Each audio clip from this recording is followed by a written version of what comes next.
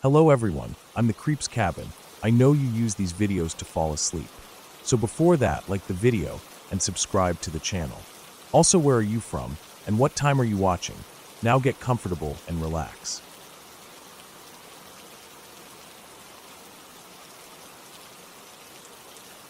I remember the first time I realized how alone you could really be in the wilderness. It wasn't a sudden terror, more a creeping, relentless awareness that the world I trusted so implicitly had quietly shifted. I had decided to take a weekend trip alone, just me and my gear, deep into a stretch of forest I had scouted months before. It wasn't some dramatic or famous national park. It was just a stretch of dense, unkempt woods with uneven trails, hidden creeks, and patches of old farmland that no one maintained anymore. The kind of place where you could easily get lost without anyone noticing. I had arrived mid-afternoon, driving down a narrow dirt road that gradually narrowed into a barely there track between trees. The car kicked up dust and small stones, but no other vehicles passed me, no distant voices, nothing. I parked near a clearing I had marked on my map as suitable for camping, with enough space for a tent and a small fire. The forest was dense, trees rising straight and close, their canopies thick enough to cast most of the forest floor into shadow even in bright daylight. There were birds and insects, of course, but something about the way they sounded felt different than usual. Less like a normal forest and more like a boundary between what I knew and what was untamed. I set up my tent, carefully staking it, arranging my backpack and supplies, lighting a small camp stove to make some food. As the sun dropped lower, I wandered slightly into the tree-line, just a few dozen meters, to gather firewood. That was when I first noticed how quiet the forest really could get. Not the usual quiet that makes you feel calm or peaceful, but a hollow silence, as if the world had pressed pause on everything but itself. My steps on the dry leaves made sharp, crackling noises, echoing in ways that didn't make sense in such a thick forest. By the time I returned to the tent, the sky had turned a bruised purple, stars starting to prick through the thinning light. I lit a small fire in the pit I had dug earlier and sat close to it, watching sparks float into the air, listening to the night settle around me. I felt safe, at least at first. Safe until the sound started. It was subtle at first, almost like a whisper, a faint scraping or dragging sound somewhere beyond the ring of light from my fire. I froze, listening, thinking it was maybe just the wind or a fallen branch moving. But then I heard it again, slower this time, deliberate, consistent. Footsteps, maybe, or something being dragged. Not loud, but close enough to make my skin tighten. I grabbed my flashlight and shone it toward the tree-line, the beam cutting through the darkness but revealing nothing. I convinced myself it was probably a deer or a raccoon, something small and curious. I tried to ignore it, telling myself my imagination was feeding off the shadows. I stayed up later than I normally would, keeping the fire going, feeding it wood to maintain a bright circle of light around me. The sounds stopped eventually, or at least they faded into the usual night noises of crickets and distant calls of owls. I finally crawled into my sleeping bag, exhausted and tense, hoping sleep would come quickly. It didn't. I woke hours later to the sound of breathing. Slow, heavy, deliberate. Outside the tent, just beyond the thin nylon wall. My heart slammed in my chest, and I stayed as still as I could, listening. The breathing continued for long moments, punctuated by soft rustles, subtle movements like something brushing against undergrowth. I didn't dare move or shine my light. I tried to convince myself it was an animal, but the sound, it didn't feel right. Too heavy, too intentional. And the moment I thought about unzipping the tent and looking, it stopped. Just like that. Morning didn't bring relief. The sun struggled to break through a dense layer of clouds, casting the forest in muted gray light. I ate a quick breakfast, packing up most of my gear, but I kept my knife close, tucked in my hand. My plan was simple: hike back to my car along the trail I had mapped. But as I started walking, the forest seemed wrong. The trail forked differently than I remembered. Trees that should have been on my left were now on my right. Dead leaves and branches that I had marked as landmarks were gone or displaced. The forest had shifted overnight, subtly, unnaturally. Panic started to creep in, a cold weight that pressed against my chest. I retraced my steps, trying to remember the turns I had taken, the landmarks, the small rock formations I had noted. But every time I thought I recognized something, the path bent in another direction. I could feel it. I was being watched. Every snap of a twig, every rustle in the leaves, made me freeze, convinced something was moving just beyond my sight, keeping pace. Hours passed. I walked, doubled back, and tried to climb small rises for better vantage points, but the forest never opened up. There were no distant sounds of traffic, no birds, nothing human. Only the subtle, intermittent noises that suggested I wasn't alone. I thought about calling for help, but my phone had no signal, of course, and the battery was already low. I realized the isolation I had underestimated, the raw vulnerability of being completely alone in a vast, indifferent wilderness. As the day wore on, I noticed signs, broken branches, faint footprints in soft soil, the occasional dragged line across dead leaves. They weren't fresh enough to be immediate, but recent enough to confirm my suspicions. Something, or someone, had been moving through this part of the forest. I didn't know what, and I didn't want to know. I made a decision to keep moving west, guessing the road would eventually appear. Sunlight was fading again, clouds thickening. Shadows crept across the forest floor in ways that made me second-guess every direction. My mind raced with every worst-case scenario, every encounter I had heard about in documentaries or survival stories. I clutched my knife and a small flashlight, listening for breathing, any sound that would give away an approach. Just when I felt the panic cresting, I saw it, a faint line of tire tracks, almost hidden beneath leaves and dirt, leading toward a narrow clearing. Relief washed over me in small, trembling waves. I followed them, stepping carefully, listening for anything unusual. The clearing opened to a stretch of abandoned farmland, overgrown but recognizable. And then finally I saw it. The old dirt road, the same one I had driven in on, winding through the forest. My legs felt like they would collapse, but I ran, ignoring the pain, following the path I knew. I reached my car as the last light of day faded, the forest behind me dark and silent. I locked the doors, slid into the driver's seat, and started the engine. The noise was a comfort, the vibrations beneath me tangible proof that I was back in the world I knew. I drove slowly at first, then faster as I put distance between myself and the forest, heart still hammering, eyes darting to the shadows that lined the road. When I finally reached the highway, I pulled over, letting my hands shake, taking deep breaths. The reality of what had happened hit me. I had underestimated the wilderness, underestimated isolation, and overestimated my own preparedness. I realized how quickly the sense of control we take for granted could vanish, how thin the line between safe adventure and danger could be. I didn't go back into those woods. I didn't even drive near that area again for years. But I carried the memory, the awareness that solitude in the forest can become something much more than peaceful reflection. It can become a test of endurance, a confrontation with fear itself, and a reminder that even when nothing seems to threaten you directly, the unknown can be enough. I told myself stories afterward to rationalize what had happened. Maybe it was another hiker. Maybe it was a hunter. Maybe the forest had just shifted in ways my memory didn't account for. But deep down, I knew better. Something had been there, moving in the shadows, patient and unseen, and I had only escaped because I hadn't stopped moving, because I had trusted my instincts when every rational part of me wanted to believe I was safe. Years later, I still remember that night. Every rustle in the wind, every snap of a branch, triggers a flash of that hollow, tense awareness. I never camped alone in unknown forests again. And every time I drive past areas with thick tree leans, I can't help but glance toward them, wondering what might be moving just out of sight, waiting for the unwary. That trip taught me more than survival skills. It taught me caution, respect, and the uncomfortable truth that sometimes the most terrifying thing isn't what you see in the dark, but what you don't see. The memory lingers, not like a dream, but like a mark you carry with you. A reminder that real fear doesn't need ghosts or shadows. It's quiet, patient, and alive in the spaces where the world still refuses to be predictable. It's the silence between the sounds, the pause before the next step, the knowledge that you are small, alone, and entirely at the mercy of forces you cannot control. And the clarity that comes afterward, the relief, the light, the roads and cars and voices, is the only reward for having survived it.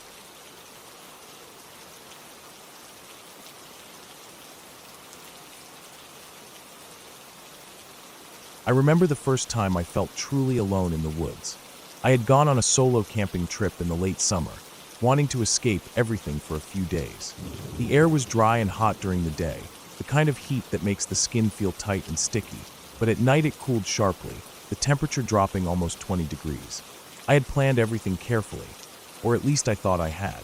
My backpack was stuffed with essentials: food, water, a sleeping bag, a tent, a small first aid kit, and my flashlight. I had a map, but I had mostly relied on my memory and a rough sketch I had made of the area after studying satellite images online. I set up my tent near a small clearing about a half-mile into the forest, where the trees thinned out enough for the sunlight to reach the ground. The ground was soft with fallen leaves and pine needles, and the smell of damp earth was strong.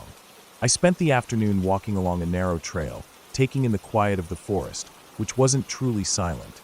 There were birds and insects, rustling leaves, the occasional snap of a twig. But compared to the city, it was deafening in its stillness.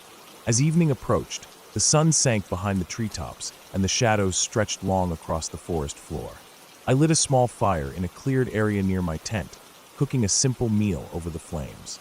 The firelight danced across the trees, making their shapes waver and sway in a way that was mesmerizing and slightly unsettling. I felt a strange mix of comfort and unease, the kind that comes from being completely removed from human presence, yet acutely aware that the forest could hide things I couldn't see. After dinner, I decided to explore a bit further along the trail. My flashlight cut through the dark in a narrow cone of light, illuminating roots and rocks, but leaving most of the forest in a thick black void. Every sound was amplified in the silence: the crack of a branch, the rustle of leaves, the distant cry of an owl. I felt exposed and alert, like a small animal aware that predators might be watching. I wandered further than I intended, and soon I realized I had lost the sense of direction I had been relying on. The trail twisted in ways that didn't match my mental map. I stopped to get my bearings, scanning the forest with my flashlight. The trees looked almost identical in every direction, their trunks straight and dark, the canopy above blocking out what little moonlight had begun to appear. I felt the first stirrings of panic, a tightening in my chest, but I forced myself to stay calm. I knew that panic would make me lose control. I decided to backtrack, but as I turned, I noticed something odd. A faint glint of movement among the trees caught the edge of my vision.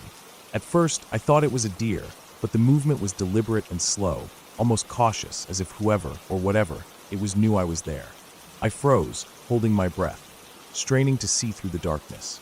My flashlight trembled slightly in my hand, and for a moment, I considered running back to the tent, but something rooted me to the spot. The movement stopped. I shone my light toward where I had seen it, sweeping slowly through the dense underbrush. Nothing. The forest seemed normal again, only the sound of leaves rustling in the night wind.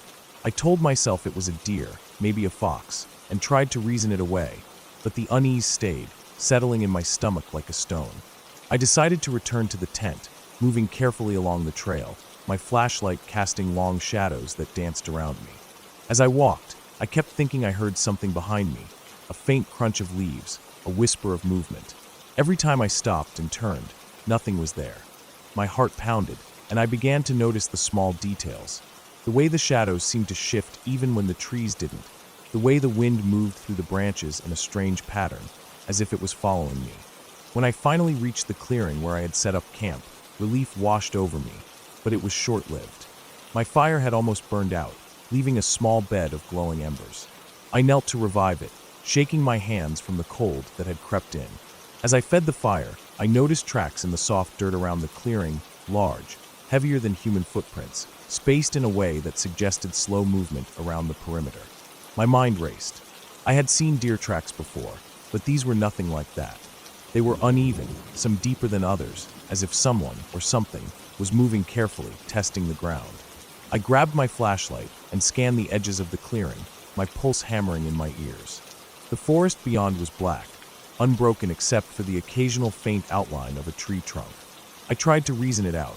Maybe it was a wild animal, maybe a bear, but my experience with wildlife told me the tracks didn't match any animal I knew. And bears don't move around quietly, testing the ground. My stomach churned. I decided not to sleep, at least not fully. I built the fire higher, adding dry branches, and sat close to it, keeping my flashlight ready. Hours passed in tense vigilance. I heard more noises, twigs snapping, leaves brushing together, the occasional distant howl or call that didn't seem like any animal I recognized. I stayed in the glow of the fire, watching the darkness beyond it, my senses hyper-alert. Every shadow, every sound made me flinch. Around midnight, the sounds changed. The movement became more deliberate, closer, circling the clearing. I could hear heavy breathing now, slow and measured, accompanied by the soft padding of feet on the forest floor. The hairs on my neck stood on end. I considered running, but I knew that leaving the fire would give whatever it was an advantage. I stayed low, keeping the fire between myself and the forest, listening, trying to understand. Hours passed like this. I didn't move, didn't make a sound. My food and water lay untouched, my body tensed for the slightest signal. The first light of dawn was my only hope of seeing what had been circling me. When the forest finally began to lighten, I could make out shapes better, the trees, the uneven ground, and faint impressions in the dirt that showed where it had been. It hadn't left, but it had kept its distance once it realized the fire was a barrier. As the sun rose higher, I decided to move. I packed my tent, extinguished the fire carefully, and began the walk back to the main trail I had marked on my map. Every step was cautious. I scanned the edges of the clearing continuously. The tracks showed it had followed me for part of the night, then disappeared into the woods once daylight came. I never saw it clearly, but I didn't need to. The fear it inspired had been enough. I returned to my car hours later, exhausted and shaken, my heart still racing. I locked the doors and sat for a long time, staring at the forest edge. I knew what I had experienced was real, tangible, and utterly dangerous. I felt a deep respect for the forest after that, its beauty intertwined with unpredictability, its silence masking threats that were very much alive. In the following days, I couldn't stop thinking about it. I went back later with a friend to look at the area in daylight, to retrace my steps. The clearing was peaceful, the forest quiet and seemingly harmless. The tracks were still visible, faint in the dirt, but they looked almost mundane in the bright sun. Seeing them in daylight changed nothing about the experience. It only reminded me how quickly things can shift when you're out there alone, and how much we take for granted in everyday safety. The trip taught me vigilance, respect for nature, and the value of preparation. I kept all my gear in order, never ventured alone again without notifying someone, and I learned to trust my instincts. The memory of that night never left me. The tension, the fear, the way the forest seemed alive with unseen eyes. But I also left with a sense of clarity. I had survived because I stayed calm, observed, and acted cautiously. The woods hadn't changed, but I had. I understood that fear wasn't just something to endure. It was a tool to navigate danger, to pay attention to what the world around you was telling you, even when it wasn't speaking in words. Years later, I still think about that night. Every time I go camping, I check my surroundings, make sure my fire is strong, and listen closely.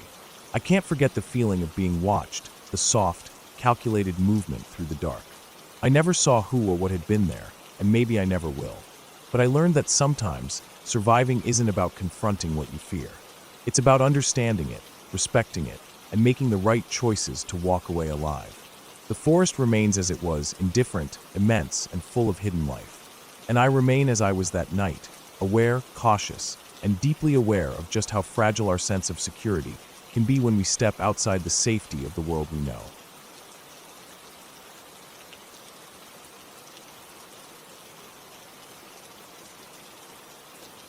It started as a normal weekend trip. I had decided to get away from the city, the constant noise, the endless traffic, and the suffocating sense of routine. I packed my car with a small tent, a sleeping bag, some canned food, bottled water, and a flashlight, telling myself it was going to be a simple solo camping trip. I wanted nothing more than to sit in the quiet, feel the air around the trees, hear nothing but the wind and the occasional bird.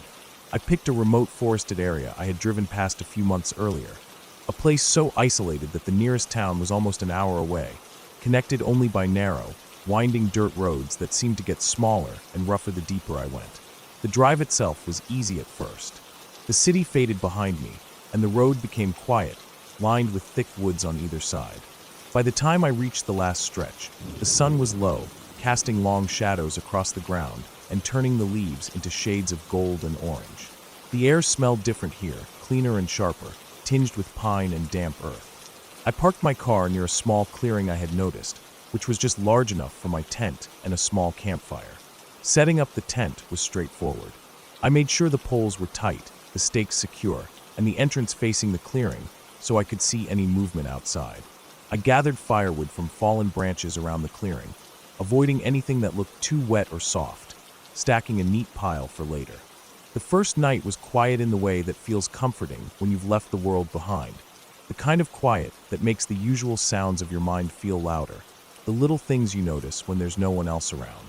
I ate a simple dinner, canned beans and bread, and watched the sun sink below the horizon. As darkness fell completely, I lit a small fire, sitting back and listening. There was no wind, just the occasional rustle of leaves and the distant call of an owl. My flashlight lay on the ground beside me, and I had my phone fully charged, though I knew service would be weak or non-existent out here.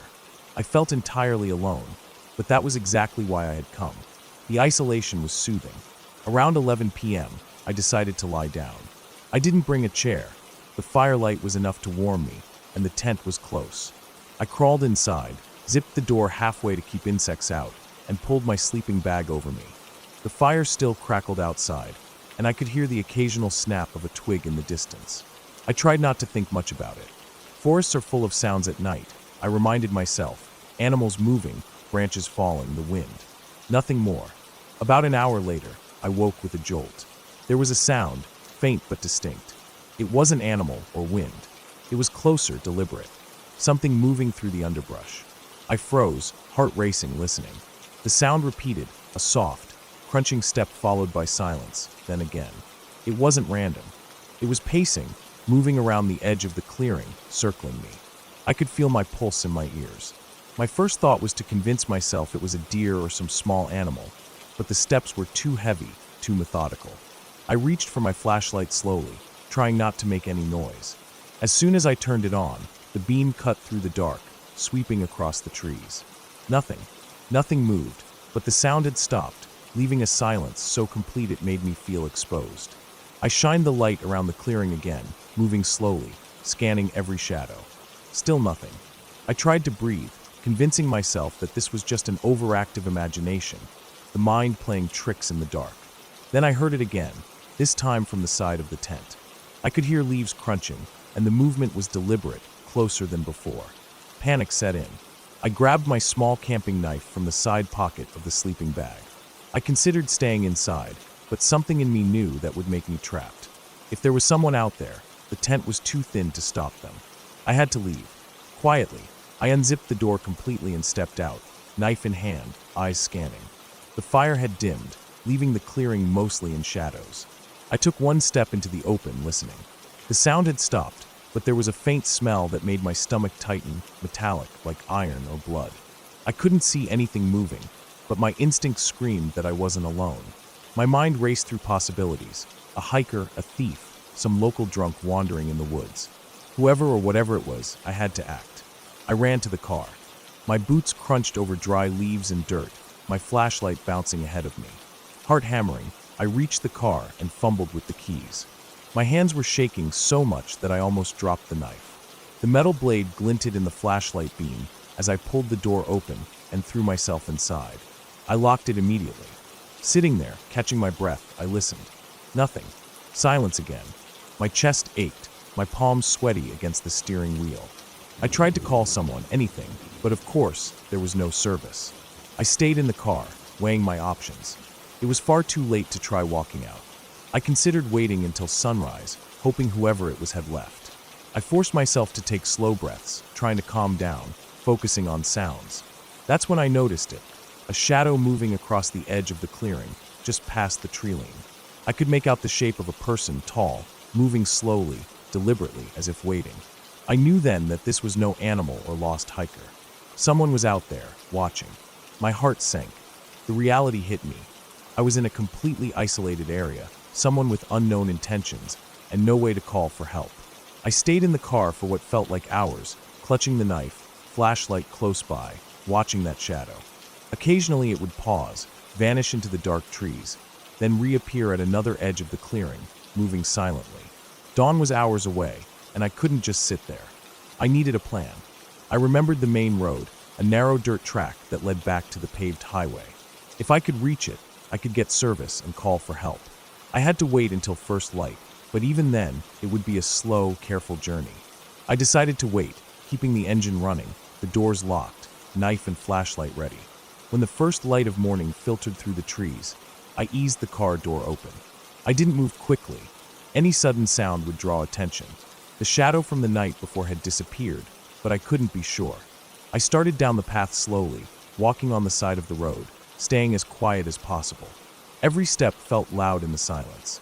I kept my eyes on the tree-line, every movement catching my attention. About 15 minutes into the walk, I heard it again, the crunching of leaves, slow, careful steps, moving parallel to me, but hidden in the underbrush. I froze, heart hammering. I had to make a decision. I started running, zigzagging to make it harder to predict my path.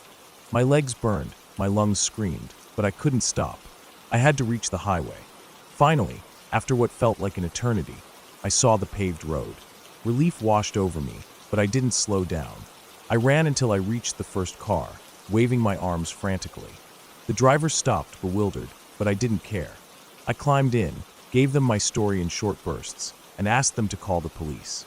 As the sirens arrived behind me a few minutes later, I realized that the person, or people, had vanished back into the woods, leaving nothing but footprints and broken branches. The police searched for hours. They found signs of someone camping illegally nearby, evidence of recent movement through the woods, but nothing concrete. No one was caught. I never returned to that clearing, and I never went camping alone again. The experience stayed with me.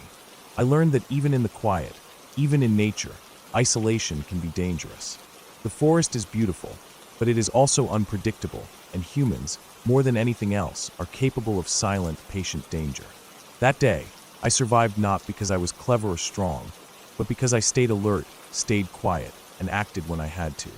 The fear didn't leave me completely, but I carry it as a reminder, a sharp edge beneath calm skin. I know now how quickly normal can turn into something else entirely. And I know that silence in the woods is not always peaceful. Sometimes it's a warning.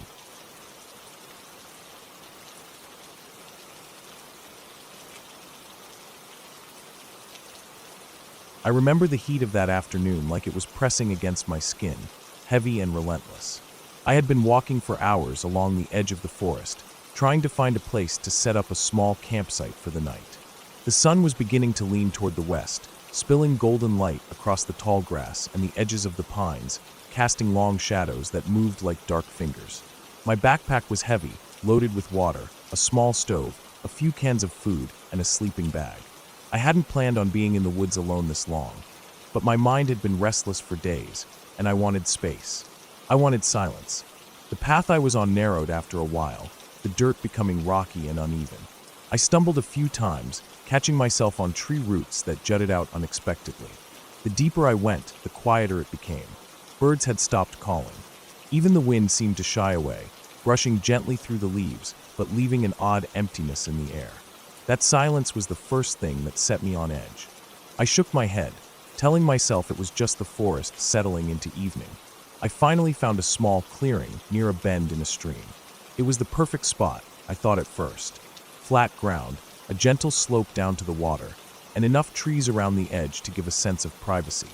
I dropped my pack and took a long drink from my water bottle, letting my eyes wander. The light was fading faster than I expected, turning the forest a deep shade of green that almost looked black in patches. I started gathering wood for a fire, picking through fallen branches and snapping off dry twigs. As I worked, I noticed something out of the corner of my eye. A shadow, moving fast and low along the edge of the clearing. I froze, my heart pounding, listening. The forest didn't make the sound I thought I had heard. A soft scrape against leaves, a footstep? I blinked and shook my head, telling myself it was an animal, probably a deer or a fox. The woods had plenty of wildlife. My rational mind tried to calm the fluttering in my chest, but the hairs on the back of my neck stood up anyway. I built a small fire, careful to keep it low. The flames licked the air, giving me some comfort as I unpacked my small stove and set it up on a flat rock. The forest around me seemed to settle again, but every so often, I thought I heard something, a twig snapping, a low rustle. Each sound made me tense, my senses straining in the dim light. The firelight bounced against the trees, making shapes that weren't there. I reminded myself to breathe. I cooked a simple meal, the smell of beans and bread filling the clearing. As I ate, I kept glancing toward the tree line. Shadows shifted in the corner of my vision, subtle but unmistakable. I told myself it was just my imagination, or maybe a raccoon or other small animal looking for scraps. The wind rustled more leaves, and a bird called once, sharp and sudden, breaking the silence. My stomach tightened. After finishing my food, I washed my small pan in the stream and laid out my sleeping bag. The fire was still burning low, giving me warmth and light, but the sun was gone now, leaving only the deep blue of twilight. I lay on my back, staring up at the treetops, trying to focus on the faint shapes of clouds and stars beginning to appear. I thought I was safe, that the forest was quiet, but then I heard it, a breathing, low and deliberate, not fast like a small animal but heavy, controlled. I held my breath, straining to listen. The sound was coming from the tree line, just beyond the reach of my firelight. I couldn't see anything, but the breathing continued, slow and steady. I felt my pulse spike, every instinct telling me to get up and run, but my legs were frozen. I told myself to stay calm, to assess, but my brain felt caught between disbelief and fear. I reached slowly for my flashlight, trying not to make a sound. The moment my hand touched it, the breathing stopped. I froze, every nerve on edge. After a few seconds, it started again, but now I realized it was moving. Something was circling the clearing, keeping just outside the light. I didn't know what it was, but it was big, the way the air seemed to shift as it moved. My stomach turned. I knew I had to act. Slowly, I got up, keeping my body low, trying to stay in the shadow of my fire. My pack was next to me, and I grabbed a long stick for a makeshift weapon. The breathing grew louder, closer, then faded again as whatever it was moved around the perimeter. Every step I took toward my pack felt like it was being mirrored by a presence in the dark. I managed to get my pack and flashlight. I clicked it on, scanning the edges of the clearing. The beam cut through the darkness, illuminating the trees and brush. Nothing. The forest was silent again, except for the small crackle of my dying fire. I debated running to my car, which was parked at the edge of the forest, but I knew the distance would be dangerous in the dark, and if whatever it was followed me, I'd be exposed. Instead, I decided to make noise, to assert presence. I banged the stick against a rock, then shouted loudly. The sound echoed through the trees, sharp and unnatural in the quiet night. I held my breath. After a few moments, the forest returned its silence. No sound of fleeing, no rustling, just nothing. I realized then that hiding was not helping. I gathered the rest of the wood I had collected and piled it on the fire, making it flare higher. Flames leapt, crackling and sending sparks into the air. I kept my stick ready, shining the flashlight toward every shadow. Minutes felt like hours. The breathing never returned, and finally, I allowed myself a slow exhale. As the fire burned brightly, I scanned the clearing more thoroughly. That's when I noticed the prints in the dirt, large, elongated, with claws. They circled the fire, stopping just short of it. My stomach dropped. I knew enough about wildlife to recognize them, mountain lion, one of the largest predators in these woods, and it had been watching me for some time. I stayed awake the rest of the night, the fire roaring, and my flashlight sweeping continuously. Every crack of a twig, every rustle in the brush, made me tense. I kept thinking about the prints, imagining how close it had been, its eyes reflecting the firelight. I didn't sleep at all, lying in my bag with my makeshift weapon beside me, listening to the forest breathe. Dawn finally came with a pale light that crept slowly through the trees. I could see more clearly now, the forest waking, birds calling again, and the shadows retreating. The fire had burned down to embers, but I still felt its warmth and protection. I packed my things quickly, making sure nothing was left behind that could attract attention. I moved cautiously toward the edge of the clearing, checking the ground for more prints. There were a few more, but they led away from me, back toward deeper woods. I kept my stick ready, scanning constantly. By the time I reached the main path, the sun had risen fully, bright and golden, and I felt a sense of relief wash over me. I made it back to my car without incident. My hands were still shaking as I got inside, locking the doors immediately. The engine roared to life, and I drove slowly, still scanning the tree line, aware that something might still be following. But as the miles passed, the forest receded, and with it, the immediate threat. I stopped at a small diner on the edge of town, and sat for a long time, sipping coffee and staring out the window. I couldn't stop thinking about the night, about the mountain lion, about how close I had come to being in serious danger. I realized then how much I had underestimated the wilderness, how easily it could overwhelm you if you let your guard down. The experience stayed with me, a reminder of how thin the line can be between safety and danger. I learned to respect the forest in a way I hadn't before, to pay attention to every sound, every shadow. I never returned to that clearing, but I kept thinking about it, about the fire and the prints, about the way the night had pressed down on me like a living thing.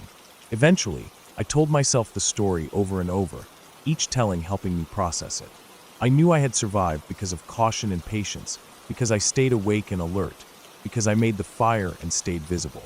It was a relief, yes, but also a humbling experience. The forest was no fairy tale. It was alive, and it did not forgive mistakes. I had faced it and lived, and the memory of that night stayed with me as a silent lesson, clear and undeniable. Even now, years later, when I walk near the edge of a forest or hike alone, I remember that night. I remember the feeling of being watched, the sound of breathing in the darkness, the prints in the dirt, and the way every instinct screamed to run or hide. It taught me vigilance, respect, and the clarity that comes with surviving something that could have ended everything in a heartbeat. I carry that lesson with me, and I always will.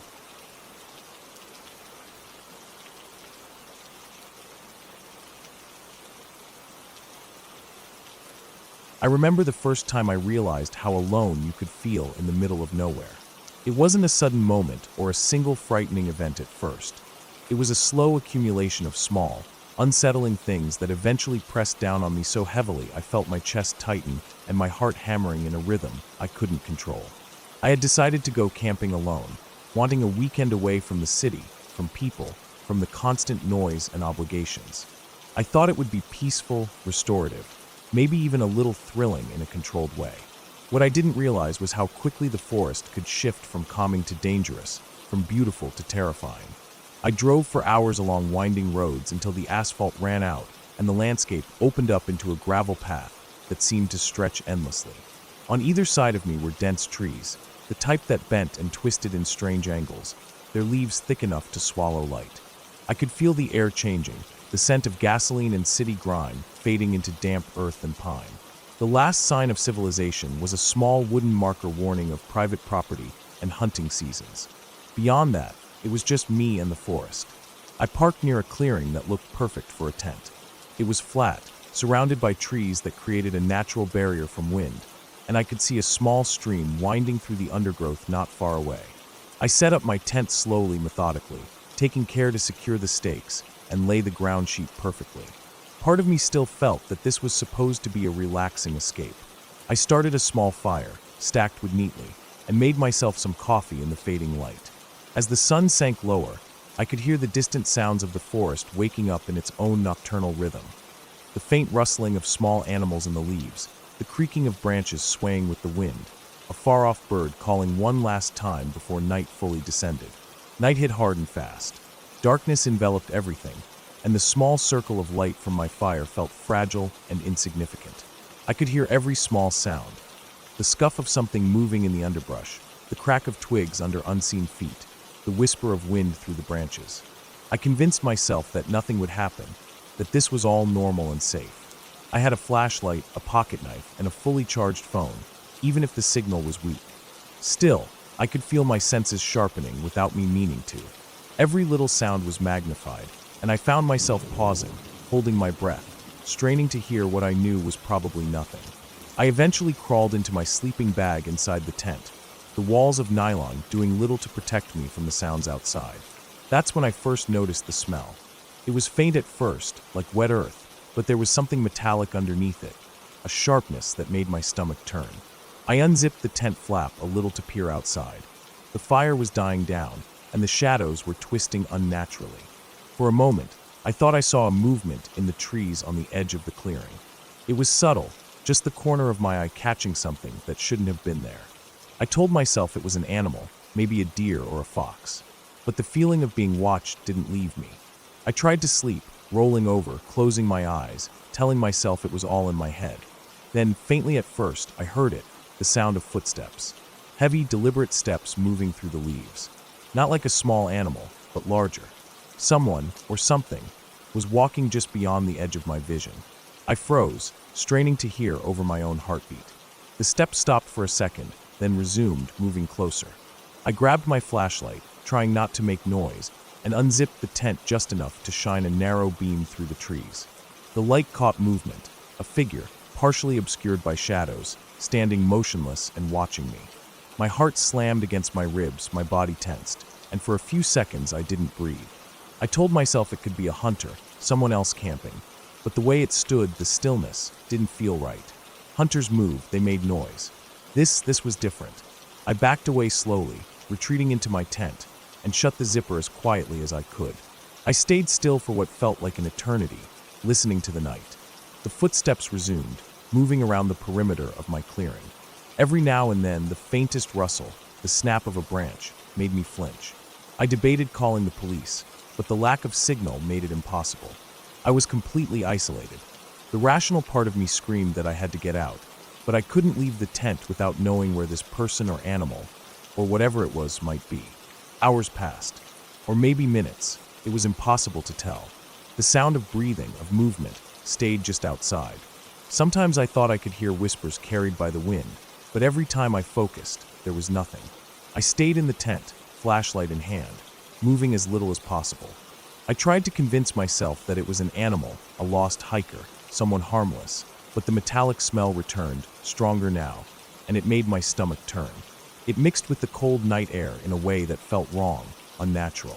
Eventually, I realized the fire had burned down completely. The only light was my dim flashlight, which I had to keep close. I considered climbing into my car, but it was parked a little away from the clearing, and moving toward it meant exposing myself. I stayed put, trying to keep my breathing quiet, hoping whoever or whatever was out there would leave. The footsteps grew slower, then stopped. The silence was worse than the noise. When the first hint of dawn began to break through the trees, I finally saw what had been circling my tent. The ground around me was churned up, flattened patches of grass, broken twigs, and footprints I didn't recognize. They were too large to be a normal hiker's shoes, but too human to be an animal. They moved in a wide circle around my tent, never coming close enough to touch it, but always present. I felt exposed, vulnerable, but also a little relieved. At least whatever it was had left me untouched. I stayed in the tent, watching the light grow, until it was strong enough to see clearly. Then I packed up quickly, throwing everything into my backpack with shaking hands, trying to make as little noise as possible. I didn't stop to eat or make coffee. I left the clearing and moved toward the gravel road, sticking to the shadows and keeping my eyes on the trees. Every crack of a branch, every rustle of leaves, made me freeze. It took hours to make it back to the main road. Every car I saw, every sign of civilization, was a relief. When I finally reached a small town, I stopped at a diner, ordered coffee, and tried to calm myself. I could still feel the pressure in my chest, still hear the phantom steps in my mind. I told the waitress I needed a moment alone, and she nodded, probably thinking I was just tired from camping. I never went back to that forest, and I don't plan to, but I learned something important that weekend. Even in a controlled environment, even when you think you've prepared for everything, the natural world, and the unknown that exists within it, can overwhelm you in ways you never imagined. There's a line between adventure and danger, and sometimes you only realize you've crossed it when you feel the weight of eyes on you in the dark, when the forest becomes a maze of shadows and silence, when your heart races, and you understand just how alone you really are.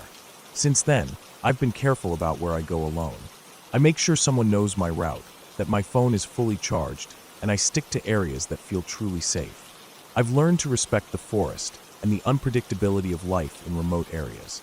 And most importantly, I've learned that sometimes the scariest moments are not about what happens, but about the knowledge that something, or someone was there just beyond the edge of light, watching and waiting while you had no power to stop it. Even now, months later, I still think about that night. The forest can feel peaceful from a distance, almost inviting. But I know better. I know that beneath that calm, there is the potential for danger, for fear, and for the kind of silence that presses in on you until it feels impossible to breathe. And I know that being truly alone in that environment is an experience that never really leaves you. The fear, the anticipation, the knowledge that someone or something could have been there and left without a trace stays with you. It becomes part of you, a quiet caution that shapes how you see the world. I've shared the story with friends and family, but no one really understands the weight of it. They nod, offer advice, or laugh it off.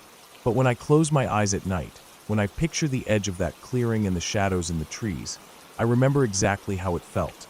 Powerless, watched, and completely alone, surrounded by a darkness that wasn't just the night, but a living, breathing uncertainty. And I carry that memory with me, a reminder of what can happen when preparation meets the unpredictable, when adventure meets the raw, indifferent reality of the world outside the safety of civilization. It taught me to never take safety for granted, to respect the quiet power of nature, and to understand that fear isn't always about what's in front of you. It's about what's lurking just beyond the edge of perception, waiting for the moment you think you're alone to remind you how fragile that sense of security really is. That night changed me. I returned to city life with a new perspective, a new wariness, and a sense of humility about how small and vulnerable we are when faced with the unknown. I will never forget it, and I know I never will. The forest is quiet, calm, and beautiful, but I carry with me the knowledge that it can also be terrifying, and that sometimes the scariest thing of all is knowing that someone, or something, was there watching, and that you were completely alone.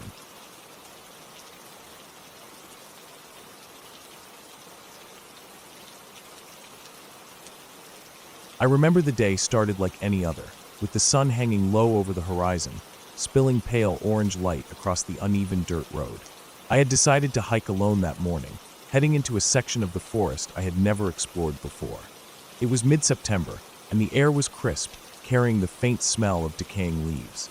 I had packed lightly, a small backpack with water, a granola bar, a map, and a flashlight that I barely expected to need. The plan was simple: walk for a few hours, enjoy the quiet, maybe take some pictures. I never imagined the quiet would turn into something oppressive, or that I would realize just how alone I really could be. The trail started easy, a worn path between tall pines with their needles forming a soft carpet underfoot. Birds called sporadically, and I could hear the faint rustle of squirrels chasing each other. As I walked deeper, the trees grew denser, and the sunlight faded to a dull glow, leaving long shadows that stretched across the ground. The forest had a strange way of compressing sound. Each step on the leaves felt loud, echoing in the silence. After about an hour, I reached a narrow ridge. From there, I could see the forest opening into a small valley below, covered in fog that had begun to roll in with the late morning chill. I paused for a moment, taking in the view, feeling a sense of isolation that was both thrilling and uncomfortable. I had been walking for another hour when I realized I had lost the trail. The path had disappeared, swallowed by undergrowth and fallen branches. I tried to backtrack, but everything looked the same. Trees of similar height and bark pattern repeated endlessly, and any landmark I thought I had seen was now obscured. My stomach tightened as I realized I had no clear sense of direction. I stopped to check the map, but it was far too general for this level of detail, just showing major trails and roads. I was somewhere in between, completely alone, with only the distant sound of a stream and the occasional creak of a tree limb swaying in the wind. I decided to keep moving uphill, reasoning that higher ground might give me a better view and possibly a way to reorient myself. Every step became slower and more deliberate as the terrain got rougher. Roots snaked across the ground like blackened veins, and fallen logs blocked my path, forcing me to climb over or around them. At one point, I slipped on a damp rock and barely caught myself on a thin tree branch, scraping my palms and twisting my ankles slightly. My heart rate shot up, partly from the exertion and partly from a creeping sense of fear. The forest had gone quiet. Even the birds had stopped calling. The air felt thicker, colder, and I could smell the dampness of the soil mingled with the sharp, metallic scent of something I couldn't identify. As I continued, the sky darkened unexpectedly, though it was still midday. A storm was approaching, I realized too late, the clouds rolling in fast and heavy. Rain began to fall in light drizzles, and soon it turned into a downpour. My clothes were soaked through in minutes, the cold seeping into my bones. The ground became slick with mud, and each step was a potential slip. I tried to stay calm, telling myself I could find shelter or at least descend to safer ground. But the forest was thick, and every direction seemed equally impenetrable. The sound of water rushing over rocks grew louder, and I eventually found the stream I had heard earlier. It was a small, fast-flowing trickle that cut through the valley, but even reaching it had been a struggle over tangled roots and slippery boulders. I followed the stream, hoping it might lead to a road or a campsite. The rain fell harder, and branches whipped across my face as I pushed through dense thickets. The water from the stream splashed over my boots, chilling my feet painfully. I lost track of time. Minutes felt like hours. Then I noticed something odd, a shape moving in the water, or maybe just a shadow. I stopped, squinting through the rain, heart hammering, convinced for a moment that it was someone else. The forest seemed too remote for anyone to be there, but the shape shifted, indistinct and unnerving. I turned quickly, but there was nothing, just the blur of trees and rain. I shook my head, trying to steady myself, telling myself it was just a trick of the light and my imagination running wild. Hours passed, or maybe just one long, excruciating stretch. I was cold, hungry, and soaked, my clothes clinging to my skin. The forest was darker now, the rain having intensified, hammering on the leaves with a rhythm that was impossible to ignore. Mud covered my legs, and my shoes were heavy with water. I realized I couldn't follow the stream any longer.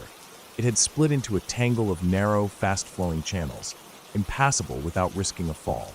I looked around, desperately searching for any kind of shelter. That's when I saw it, a small overhang of rock near a cluster of trees. It wasn't much, but it would keep the rain off my head. I dragged myself there, collapsing against the stone, my muscles trembling. I could hear my heartbeat in my ears, and the rain drowned out everything else. For a while, I just sat there, shivering and trying to catch my breath, wondering how long I could survive out here if I couldn't find a way out. The storm lasted what felt like an eternity. Trees bent under the wind, and lightning split the sky in the distance, followed by the low, rolling growl of thunder. I felt utterly small, insignificant, and alone, but I also felt a strange clarity. Fear had honed every sense.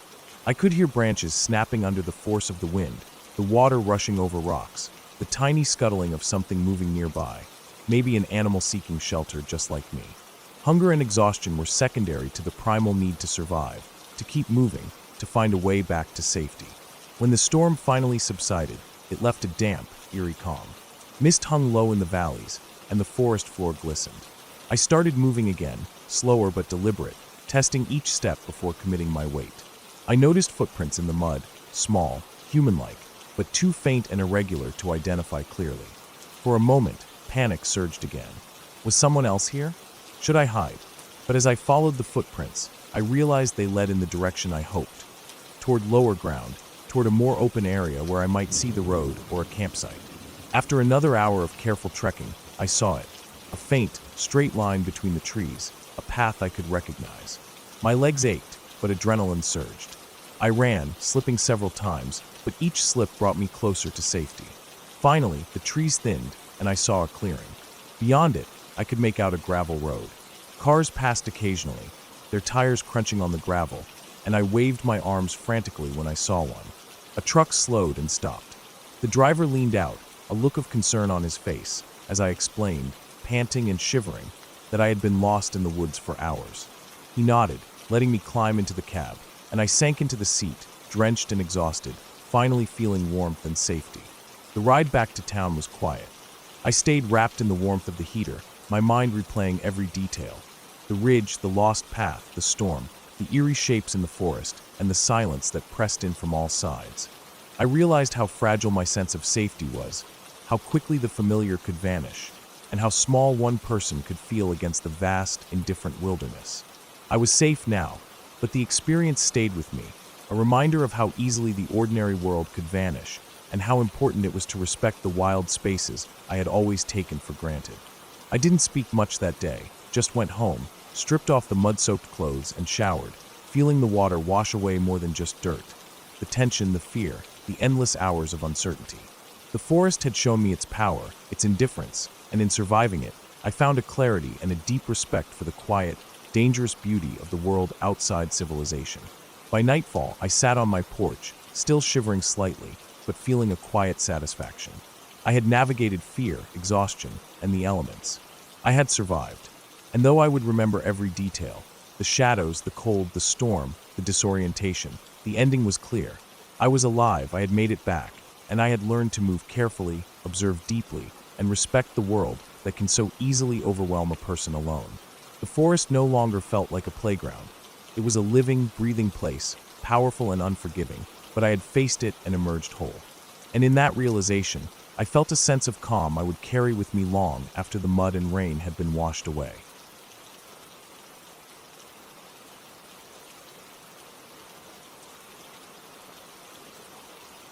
The sun had dipped below the horizon hours ago, leaving the world around me shrouded in darkness that felt heavier than usual. I had been hiking all day through a stretch of wilderness I had never explored before, following a narrow trail that wound between dense groves of pine and oak. The air was thick with the smell of damp earth and fallen leaves, the kind of scent that clings to your clothes and hair, making you feel as though you are a part of the forest itself. At first, the trail had been easy, almost inviting, with the sounds of birds fading into the quiet hum of insects as evening approached. But the deeper I went, the more oppressive the quiet became. Every rustle of leaves or snap of a twig made me flinch, my senses taut and jittery. I had set out with the intention of reaching a small clearing I had read about in an old hiking forum, a place supposedly untouched and beautiful, where a stream ran through a flat meadow surrounded by thick forest on all sides. It was supposed to be the perfect spot to camp, to spend the night under the stars, and to escape the constant noise and pressure of daily life. By the time I realized how long I had been walking, the trail had become almost indistinguishable, the markers I had been following hours ago completely gone. Shadows stretched and twisted between the trees, and every tree trunk seemed to stare back at me, their branches swaying as if moving of their own accord. I told myself I was overreacting, that it was just the darkness and my imagination running wild, but my stomach churned with unease. The last few hours of daylight had faded entirely, leaving only the cold, metallic glow of the moon, barely visible through a thick canopy. My flashlight cut through the blackness in a thin, trembling beam, illuminating roots and rocks that threatened to trip me at every step. I kept checking my phone for GPS signal, but there was nothing, not even a bar. The battery was dwindling, and the thought of being completely alone, lost in a place where no one could find me, began to weigh heavily on me. My legs ached from hours of hiking, my throat was dry, and I realized I hadn't eaten anything since early morning. The forest around me had gone from a place of peace to a cage, dark and unyielding. At one point, I stumbled over a fallen tree, my hands scraping against rough bark, and my knees caked with dirt. As I pushed myself upright, I thought I saw something move between the trees ahead. A figure? Or maybe a shadow? My heart pounded violently against my ribs. I froze, straining to hear any sound, and there it was, the soft crunch of leaves, deliberate, slow, approaching. Every instinct screamed at me to run, but my body refused to obey at first. I told myself it could just be an animal, a deer maybe, but the sound had a weight to it, a purpose that no deer could make. I fumbled with my flashlight, trying to get a wider view, and that's when I noticed it. Eyes. Small, reflective dots catching the faint moonlight through the branches. They were low to the ground, maybe a few feet away, just barely visible. My first thought was a wolf, but the shape was wrong, too human, too deliberate in its movement. Panic surged through me like electricity. I turned, trying to retrace my steps to the last familiar marker, only to realize I had no idea which direction I had come from. Every tree looked the same, every shadow seemed to move. I started running, my legs carrying me blindly over rocks and roots, branches tearing at my arms and face. The sound followed me, soft at first, then growing louder, like something tracking me, matching my pace, adjusting to my speed. My breath came in ragged gasps, lungs burning, legs screaming, but I could not stop. Falling to my knees at one point, I clawed at the ground, trying to catch my footing, but the leaves were slick with dew, and I slid back several feet before scrambling up again.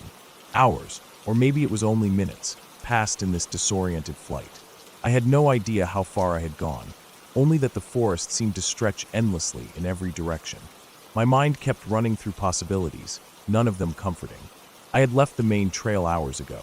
There was no signal, no one around, and that presence behind me, or in my periphery, was relentless. Sometimes I thought I saw movement in my peripheral vision, and every time I spun my head, nothing was there. But the rustle of leaves, the snap of twigs, never stopped. Eventually, I collapsed near a large boulder, gasping and trembling. My flashlight flickered, dimming as the batteries neared their end. I leaned against the stone, trying to calm my racing heart. That's when I heard it, a low, guttural growl, impossibly close, almost under my skin. My stomach dropped, and I froze, barely daring to breathe. The sound was different from anything I had heard in the forest before. It was not a deer, not a coyote, not even a wolf. Whatever it was aware of me, and it was aware of my fear. I forced myself up, ignoring the searing pain in my legs, and started moving again, slower this time, trying to find some sign of the trail, some indication of human presence. My ears strained for anything, a distant hum of a road, the trickle of water. Finally, after what felt like hours, I heard it. The faint sound of moving water, a gentle ripple against rocks. almost hidden by the forest's muffled acoustics. Relief and renewed fear collided inside me. Water meant I could find the stream, the clearing I had hoped to reach, but it also meant I had to leave the cover of trees, exposing myself if anything else was in the forest. Step by careful step, I moved toward the sound, crouching low, holding my flashlight close to the ground, scanning for movement. My body ached, my eyes burned from strain, but I forced myself onward. After what felt like an eternity, I reached the edge of the clearing I had been searching for. The moonlight spilled over the flat meadow, illuminating a small stream that gurgled peacefully, a stark contrast to the chaos of the forest. I dropped to my knees beside the water, splashing my face and drinking greedily. The cool water steadied me, bringing clarity and calm I hadn't felt in hours. I took stock of my surroundings, realizing for the first time how lucky I was to have found it. The clearing was surrounded by dense trees, giving me some sense of enclosure and safety, though I stayed alert, listening for any sound in the shadows. I noticed a large, fallen log near the edge of the stream and dragged myself over, using it as a makeshift seat. Exhausted, I leaned back, letting the stars above fill my vision, and tried to calm the trembling in my limbs. Time passed slowly as I rested, and eventually, I gathered enough strength to set up a small sleeping area. I found some dry leaves and smaller branches, arranging them as a cushion, and used my backpack as a pillow. The sound of the stream was comforting, masking the noises of the forest, giving me a rhythm to follow as I drifted into a restless sleep. I stayed alert, one eye open for movement, heart hammering with every small sound, but the immediate threat seemed to have passed. Morning came with pale light filtering through the trees, casting long, soft shadows across the meadow. I felt a sense of cautious relief as I packed my few belongings, knowing I had survived the night. The forest that had seemed so menacing in the darkness now appeared manageable, its beauty slowly revealing itself. I followed the stream downstream, hoping it would lead me to a more familiar trail. After some time, the sounds of civilization began to reach me. Distant cars, birdsong that seemed louder and friendlier, and eventually a faint dirt road visible through a break in the trees. I emerged onto the road, blinking in the daylight, the relief washing over me in an almost dizzying wave. I found a small parked car further down, a farmer heading to his field. I flagged him down, explaining my situation, and he offered me a ride back to town. The memory of the night's terror stayed with me, the feeling of being stalked, the relentless darkness, the crushing solitude, but I had made it through alive. By the time I reached my own car, parked on the edge of the forest where I had started, the sun was fully up. The forest loomed silently behind me, indifferent, holding its secrets and dangers still within. I sat for a long moment, hands gripping the steering wheel, breathing in the morning air, and realized that fear had sharpened every sense, forced me to survive, and had given me a new respect for the wilderness. The danger had passed, and I had learned that even in the darkest, most terrifying moments, perseverance and awareness could guide me through. I drove home slowly, still shaken, but with a deep sense of accomplishment, knowing that the night had not broken me, and that I could navigate the world, even its darkest corners, without losing myself. I never returned to that part of the forest, but I carried the memory with me, a reminder of how fragile life can feel, how relentless fear can be, and how survival often depends on nothing more than calm thinking, steady movements, and refusing to give up when every instinct tells you to run.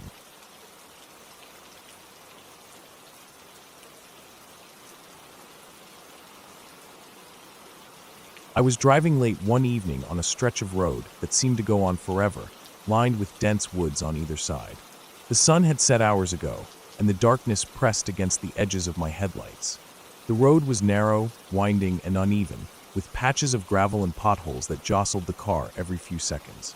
I had taken this route many times before, but tonight something felt off. The air was heavier, colder, and every rustle in the trees made me tense. My car's engine hummed steadily, but even that familiar sound felt different, as if it was the only thing keeping me tethered to reality. About an hour into the drive, I noticed the fog rolling in, thick and low, hugging the ground like a blanket. It was strange for this time of year, but it didn't make sense to turn back. The further I drove, the denser it became. My headlights barely penetrated more than a few feet in front of me. I slowed down, gripping the steering wheel tighter, my knuckles turning white. Every now and then, the fog seemed to shift in odd ways, creating shapes that made me flinch, like shadows of people standing on the roadside. but whenever I blinked or looked again, there was nothing. I told myself it was just my imagination, but the unease settled in deep, crawling into my chest with a slow, suffocating pressure. After another 20 minutes of cautious driving, I saw something in the distance. At first, I thought it was a person, but as I got closer, I realized it was a car stopped on the side of the road. Its hazard lights blinked intermittently, painting the fog in red bursts. I slowed down and pulled over cautiously. The car looked old, worn out, the paint faded and chipped. I peered inside and saw that it was empty. Strange. No driver, no passengers, nothing. The door was slightly ajar, swinging gently in the light breeze. I got out of my car, my boots crunching against the gravel, and approached it slowly. There was no sign of struggle, no tire tracks indicating it had skidded off the road. Just a car abandoned. My stomach churned, a dull ache spreading through my gut. I felt a prickle on the back of my neck, the hair standing up. Something about this felt wrong. I circled the car, looking for any signs of what might have happened. There was a faint smell of gasoline, sharp and acrid, and the engine was cold. I even tapped on the windows, hoping to see if anyone might be trapped inside, but there was nothing. The fog seemed to thicken around me, and every sound was amplified. The distant hoot of an owl, the rustle of branches, the faint hum of my own heartbeat. I tried to convince myself to leave, to get back in my car and drive away, but then I noticed it, tire tracks leading off the road into the trees. They were fresh, the mud still moist, and they disappeared quickly into the darkness. Curiosity mixed with fear, a terrible combination. I knew following them was dangerous, but I couldn't resist. Something inside me needed to know what had happened. I pulled my flashlight from the glove compartment and started into the woods, following the tracks. The forest was dense, the trees towering above me, their branches tangled like skeletal arms. Every step I took seemed louder than it should have been, cracking twigs underfoot, the beam of my flashlight bouncing across tree trunks and leaves. The tracks led me down a slight incline, deeper into a part of the woods I didn't recognize. The fog clung to everything, muffling sounds but also making the forest feel closer, more suffocating. Shadows stretched unnaturally, and I had to shake my head to keep from imagining figures moving just beyond the light. After walking for what felt like an eternity, I came across a clearing. In the middle stood the abandoned car from the road, but now it was covered in scratches, the windows shattered, the tires flat. It was as if something had been there, clawing at it. The mud around it was churned up, like a struggle had taken place. And then I noticed the footprints. Not the cars, but others, bare footprints, deep and irregular, leading from the woods to the car, and then disappearing back into the forest. The more I stared at them, the more I realized they weren't human. Too large, too long, the toes spaced in ways that made no sense. My heart raced, panic clawing at my chest. I wanted to turn back, but I also knew if I ran, I might trip or lose my footing. Every instinct screamed at me to leave, but some perverse part of me wanted to see what was there. I turned slowly, shining the flashlight in the direction the footprints had come from. That's when I heard it, a low, dragging sound, like something heavy moving through underbrush. I froze. The sound was slow, deliberate, getting closer. My stomach turned. I backed up toward the car, trying to keep the beam of light steady, but it bounced across trees and undergrowth. The sound stopped. Absolute silence. I thought maybe I had imagined it. But then, from behind, a branch snapped sharply. My head whipped around, flashlight shaking. There was nothing visible, but the sense of being watched pressed down on me. My chest heaved. The logical part of me screamed to leave, but I was frozen, rooted by a combination of fear and disbelief. I realized then that my phone was still in my pocket. I fumbled for it, hands trembling, and tried to turn on the flashlight. Nothing. Dead. The battery had died in the cold. A wave of dread washed over me. No car lights, no street lights, no way to call for help. Just the forest, the fog, and whatever was out there. I considered running, but every direction looked the same, endless trees and thick undergrowth. I had no landmarks. My only choice was to move cautiously, keep the flashlight in my hand, and follow the tracks back the way I came. I started walking, slow, deliberate steps, trying to avoid making noise. Every snapped twig made me flinch. I could hear the forest settling around me, the wind moving leaves, distant animal calls, but nothing that could explain the feeling of being followed. Minutes passed, maybe half an hour. Time was hard to measure in the oppressive darkness. Then I heard it again, faint at first, then closer. The sound of something dragging behind me. It didn't stop. I forced myself to keep moving, forcing one foot in front of the other, my body tight with tension. The fog made it impossible to see more than a few feet. Every rustle felt like a step behind me. Every shadow felt like a figure. I couldn't tell if it was real or just my mind unraveling in the darkness. Finally, I stumbled upon a slight rise in the terrain, and through the fog, I caught a glimpse of my car. Relief flooded through me, sharp and sudden, but it was tempered by fear. The car looked farther than I remembered, and the forest between felt endless. I pushed myself, running now, boots slapping against mud, branches tearing at my jacket. The sound behind me grew louder, faster, erratic. I dared not look back. My legs burned, lungs screaming for air. I reached the edge of the road, collapsed into the gravel, gasping, my car only feet away. I slammed the door shut, locked it, and started the engine, my hands shaking violently. As I drove away, the fog began to thin, the darkness retreating slightly under the weak glow of streetlights up ahead. My heart still pounded, and my breath came in harsh gasps, but I forced myself to focus on the road. When I finally reached a well-lit area, I pulled over again, trying to calm down, trying to make sense of what I had just seen.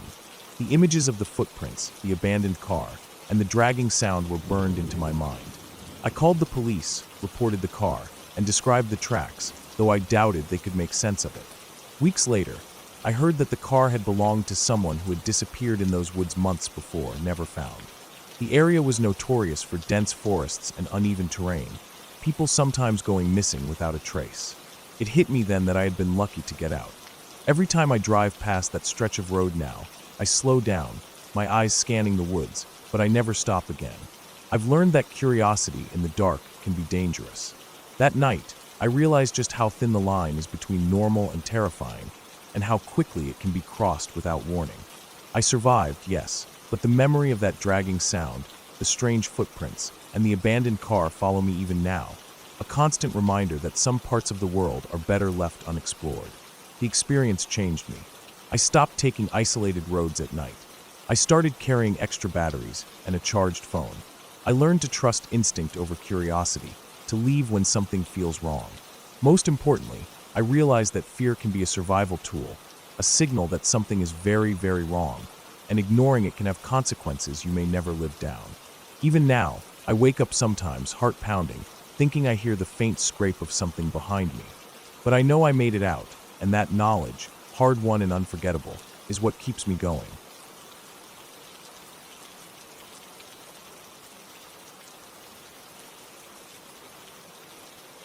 I woke up that morning to the kind of sky that made the whole forest look colder than it actually was. A thin layer of fog had settled between the trees, curling around the trunks and clinging to the underbrush. The air had that damp, earthy smell, the one that makes your clothes feel slightly wet even when it hasn't rained. I had arrived late the night before, hiking in alone with nothing but a small pack, a tent, and the basic supplies. The place was remote, more remote than I had realized from the map. The parking area where I left my car was a good mile away, past a narrow dirt track that wound through thick woods. By the time I set up my tent, the sun was already dipping behind the ridges, and the temperature had dropped fast. I didn't mind the cold, not yet, not when the quiet was so complete. The kind of quiet that fills your ears so much that you notice even the tiniest sound. The snap of a twig, the skitter of a small animal across leaves, the wind brushing against the trees. That silence was heavy, almost tangible. I spent the first few hours unpacking and arranging my gear, making sure everything was in order. The area around my tent was mostly flat, with patches of pine needles covering the dirt. Small rocks jutted out in places, and fallen branches were scattered everywhere. I built a small fire, careful to contain it with stones, and cooked a quick meal.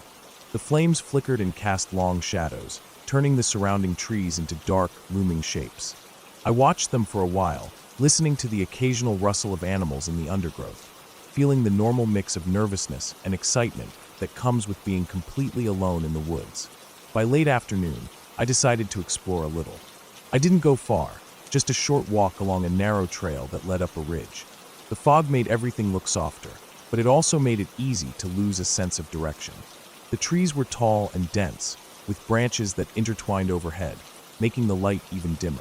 I noticed tracks in the mud, deer mostly, but there were other, less familiar prints too. They were larger than a human foot, and the spacing was irregular, like whoever or whatever had made them was moving with a strange, awkward gait. I tried not to let my imagination run wild, chalking it up to some weird pattern of fallen leaves and mud shapes. I spent the next hour walking along the ridge, taking in the sights. The fog shifted with the wind, revealing glimpses of distant hills and patches of bare rock. I stopped to look down a steep incline where a small creek wound its way through the valley.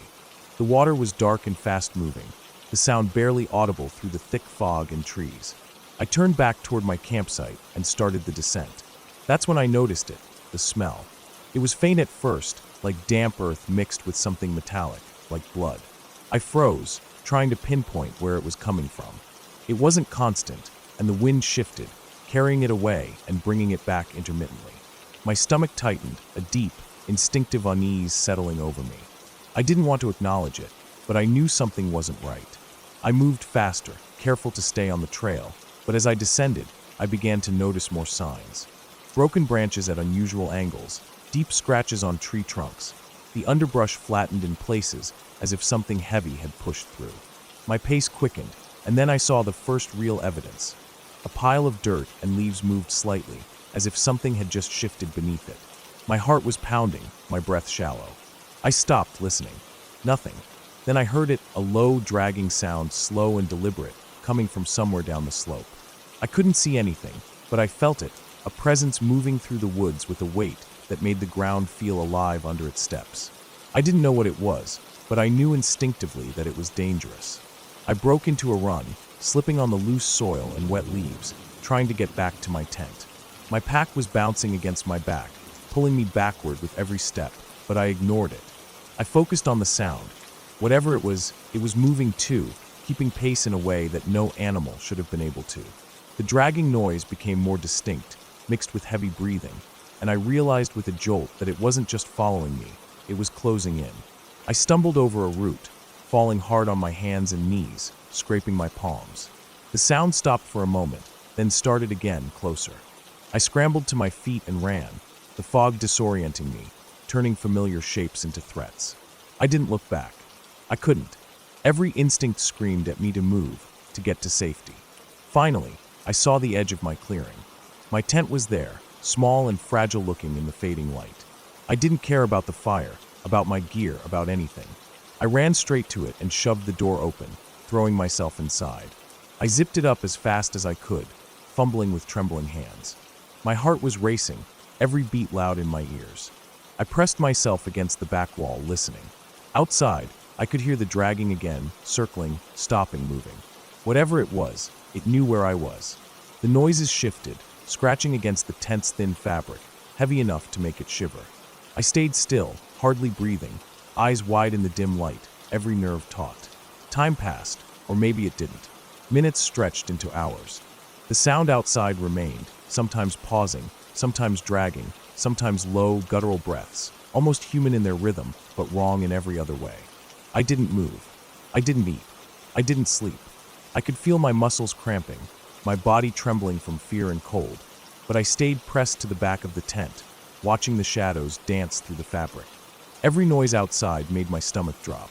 Every sudden rustle of leaves, every crack of a twig under invisible weight, made me flinch. At some point, it moved on, or maybe it just circled far enough away that I could no longer hear it clearly. The fog began to thin as night deepened, and the sounds faded into the distance. I stayed in the tent, shaking, until the first weak light of dawn began to seep through the fabric. I unzipped the door slowly, peering out. The forest looked normal again, deceptively calm. Broken branches were scattered, and the ground was churned up in places where the creature, or whatever it was, had passed. My fire pit was overturned, stones scattered, a faint smell of something metallic still lingering in the air. I realized I had barely eaten, barely slept, barely breathed. My entire body ached, and the thought of leaving the tent made my legs feel like lead. But I knew I had to move, had to get out of there before whatever had been circling returned. I packed quickly, gathering what I could, leaving anything I didn't need. Every sound made me jump. The forest seemed alive again, but now I moved with purpose, scanning constantly. I took a different route down the ridge, keeping higher ground when possible, moving fast and quietly. My eyes stayed on the tree line, my ears alert for the slightest hint of movement. I followed a faint deer trail, hoping it would lead me back to the dirt track and my car. It was slow going, and my legs screamed with the effort, but I kept going. Eventually, I emerged from the thickest part of the forest onto the narrow road. Relief washed over me in waves. I didn't slow down. I ran all the way to my car, slipping and stumbling on the mud and rocks, ignoring the pain in my hands and knees. When I finally reached the car, I didn't stop to catch my breath. I unlocked it, threw my pack inside, and climbed in. My hands were shaking too badly to start the engine at first. I could see the forest behind me, quiet now, deceptively peaceful, as if nothing had happened at all. I started the car and drove without looking back, down the narrow dirt track, out onto the main road. I didn't stop until I reached a small gas station in the next town. Only then did I breathe properly. Only then did my legs stop trembling. I sat there for a long time, hands gripping the steering wheel, staring at the forest in the distance, still thick with morning fog. I knew I had been lucky. Whatever it was that had followed me, it hadn't attacked directly. It had let me live. But the marks on the ground, the smell, the sounds, they were proof that it had been real, proof that I had been incredibly close to something dangerous and unseen. I spent the rest of the day driving home, keeping the forest behind me, the memory of every sound, every shadow, every step burned into my mind. I didn't return to that trail. I didn't even try to hike in that area again. I realized that some parts of the woods are better left alone, especially when you can't see what's out there, waiting, moving silently through the trees. The experience stayed with me, a constant reminder that the forest is alive in ways you can't control, and that sometimes survival is about nothing more than running, staying silent, and trusting your instincts. I was lucky that day. I survived, and I never doubted for a moment that if I had hesitated even slightly, I might not have made it out at all.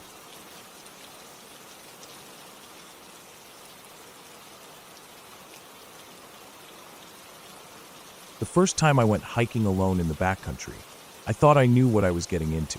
I had done shorter trails with friends, but this one was different, a remote section of forest that snaked along a ridge far from any road, a place where maps were vague and cell service almost non-existent. I packed lightly, bringing only water, some granola bars, a first aid kit, a flashlight, and my old reliable compass. I left my phone in the car, mostly out of habit.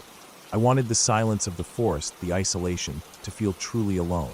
I started in the late morning, the sun already bright and high, cutting sharp lines through the tall pines. The air smelled like wet earth and pine sap, and a light breeze rustled the needles above me. At first, it was peaceful. The trail was uneven, covered in roots and loose rocks, but not overly difficult. Birds chirped intermittently, and a few squirrels darted across my path. I kept a steady pace, knowing that once the sun dipped behind the ridges, shadows would fall fast, and it would become nearly impossible to navigate. By mid-afternoon, the forest had started to thicken. The trail narrowed, and in places, it was barely visible through the undergrowth. I noticed the temperature dropping as the sun's angle changed, a chill that went through my jacket and made me pull the collar up around my neck. Somewhere deeper in the forest, a stream gurgled quietly, and I could hear the faint scratching of branches against the ground. At first, it was subtle, easy to ignore, but over time, the sound seemed to get closer, like someone or something was moving around me. I kept telling myself it was just animals, deer or maybe raccoons, but the sound had a rhythm, like deliberate steps, light but consistent. I stopped and stood perfectly still, straining my ears. The wind shifted, carrying a subtle but distinct heavy breathing. My heart began to pound. I reminded myself to stay calm. Panic never helps in situations like this. I checked my compass and tried to pick out landmarks, but the trees all looked alike. I had gone further than I thought, and the trail had split somewhere back there. Now, I was unsure of which way I had come. I decided to move forward slowly, keeping my senses alert. Each step was careful, deliberate, placing my boots firmly on the damp ground. Shadows stretched long and dark, twisting the shapes of the trees into jagged, unnatural forms. The breathing sound followed me. Every time I paused, it seemed to pause too, only to resume once I started moving again. It wasn't like any animal I had heard. There was no scratching or growling, only that slow, heavy exhalation, close enough now that I could feel the vibrations in the air. As the hours passed, I started to feel the first real pangs of fear. I had underestimated how quickly isolation can turn into terror when you know there is no one around for miles. I tried to calm myself by scanning for signs of wildlife. Tracks, broken branches, claw marks. Everything looked normal at first glance, but there was an unsettling symmetry to the disturbance of leaves and twigs, like someone, or something, had moved in a measured way, careful not to make too much noise, always keeping just out of view. Sunlight dwindled. The forest became a tangle of darkness and movement, the shadows so deep that my flashlight seemed weak. I flicked it on, the beam cutting a narrow path through the trees, but even with it, shapes loomed in the corners of my vision. I could feel my pulse in my ears. I tried to focus on practical things, footing, navigation, staying on course, but my thoughts kept drifting back to the sound of breathing. I had no choice but to keep moving, always forward, hoping to find the trailhead, or at least a recognizable landmark. I stumbled upon a small clearing. The ground was soft and mossy, and a fallen tree lay across one edge. I paused, crouching behind it, trying to catch my breath and make sense of the situation. That's when I noticed the tracks. Deep, wide, irregular, definitely not human. My stomach sank. I scanned the surrounding forest, feeling the oppressive weight of being completely exposed. The tracks led deeper into the woods, following a vague path that I had been unknowingly circling. Every instinct screamed at me to turn back, but I had no idea which way was back. The sun finally dipped below the ridge, leaving only faint twilight to guide me. The forest seemed to close in around me. I could hear the breathing again, closer now, and a new sound, soft, almost like something brushing through the underbrush, deliberate and careful, circling me. My flashlight flickered in my hand as I moved cautiously toward what I hoped was a slope that would lead back to the trailhead. My legs were stiff and sore, my mind on high alert. Every snapping twig or rustling leaf made me flinch. I knew I had to stay calm, but the fear was relentless, gnawing at my thoughts. I found a slight rise and scrambled up, the earth slick beneath my boots. From there, I could see faint glimmers of light reflecting off something farther down, a small stream, maybe, or an old trail marker. Relief surged briefly, but the breathing was right behind me. I froze, listening, feeling the cold sweat bead on my forehead. Then the sound stopped. Absolute silence, except for my own ragged breathing. I crouched low, waiting. Minutes passed like hours. When nothing happened, I moved slowly, inching toward the faint light. The stream came into view first, glinting faintly in the last remnants of daylight. I traced its edge until I spotted a narrow footbridge leading to a well-trodden trail. My heart lifted. Safety. A way out. But I kept glancing back, knowing that even though the light was ahead, something could still be behind me. Finally, I stepped onto the main trail. The undergrowth gave way to familiar dirt paths, and I recognized landmarks. The twisted pine I had passed earlier, a large boulder shaped like a crouching animal. I knew the parking lot couldn't be far. My legs shook as I walked, flashlight sweeping left and right, still expecting movement. I didn't hear anything more. Only the wind in the trees and the occasional call of a distant bird. When I emerged from the forest, the parking lot was empty and quiet under the moonlight. I collapsed against my car, hands trembling. I checked the time. Hours had passed since I'd started, longer than I thought possible. I realized how close I had been to losing track of direction entirely. My supplies were low, and I was exhausted, but I felt an overwhelming relief. The forest was behind me now, dark and secretive, holding whatever had followed me in its depths. As I drove home slowly, headlights cutting across the road, I kept replaying every detail. The tracks, the breathing, the way the shadows moved. I didn't see what had been behind me, but I knew I had been followed. Maybe it was a wild animal, maybe something else. Whatever it was, it had stayed just far enough to remain hidden, patient, silent. By the time I reached home, the sun was fully down. I locked the doors, sat in the quiet of my apartment, and slowly let myself relax. I knew I had been lucky. Lucky to escape without injury. Lucky to find the trail. Lucky to have trusted my instincts. I never went back to that forest alone. The experience stayed with me, a constant reminder of how fragile safety can feel when you're completely alone, and how quickly the familiar can turn terrifying when nature and isolation take over. Even weeks later, when I thought about that night, my chest would tighten. The memory of the breathing, close but unseen, kept me awake for nights. But at the same time, there was a strange sense of clarity. I had survived by staying calm, paying attention, and moving carefully. It was a lesson in patience, awareness, and respect for the unknown. And as scary as it had been, that night gave me a sense of accomplishment, knowing I could handle a real threat without losing my mind. From that day on, I never underestimated the forest or the quiet things that move unseen. I prepared more thoroughly, traveled in pairs when I could, and always kept a mental map of my surroundings. But I never forgot the sound of that breathing, close enough to feel, yet distant enough to remain invisible.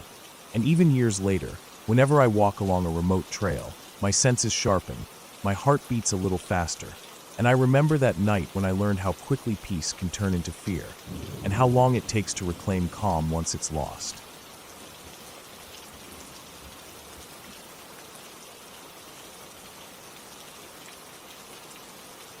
The night air was heavy and damp as I trudged through the narrow dirt path, winding between the thick trees.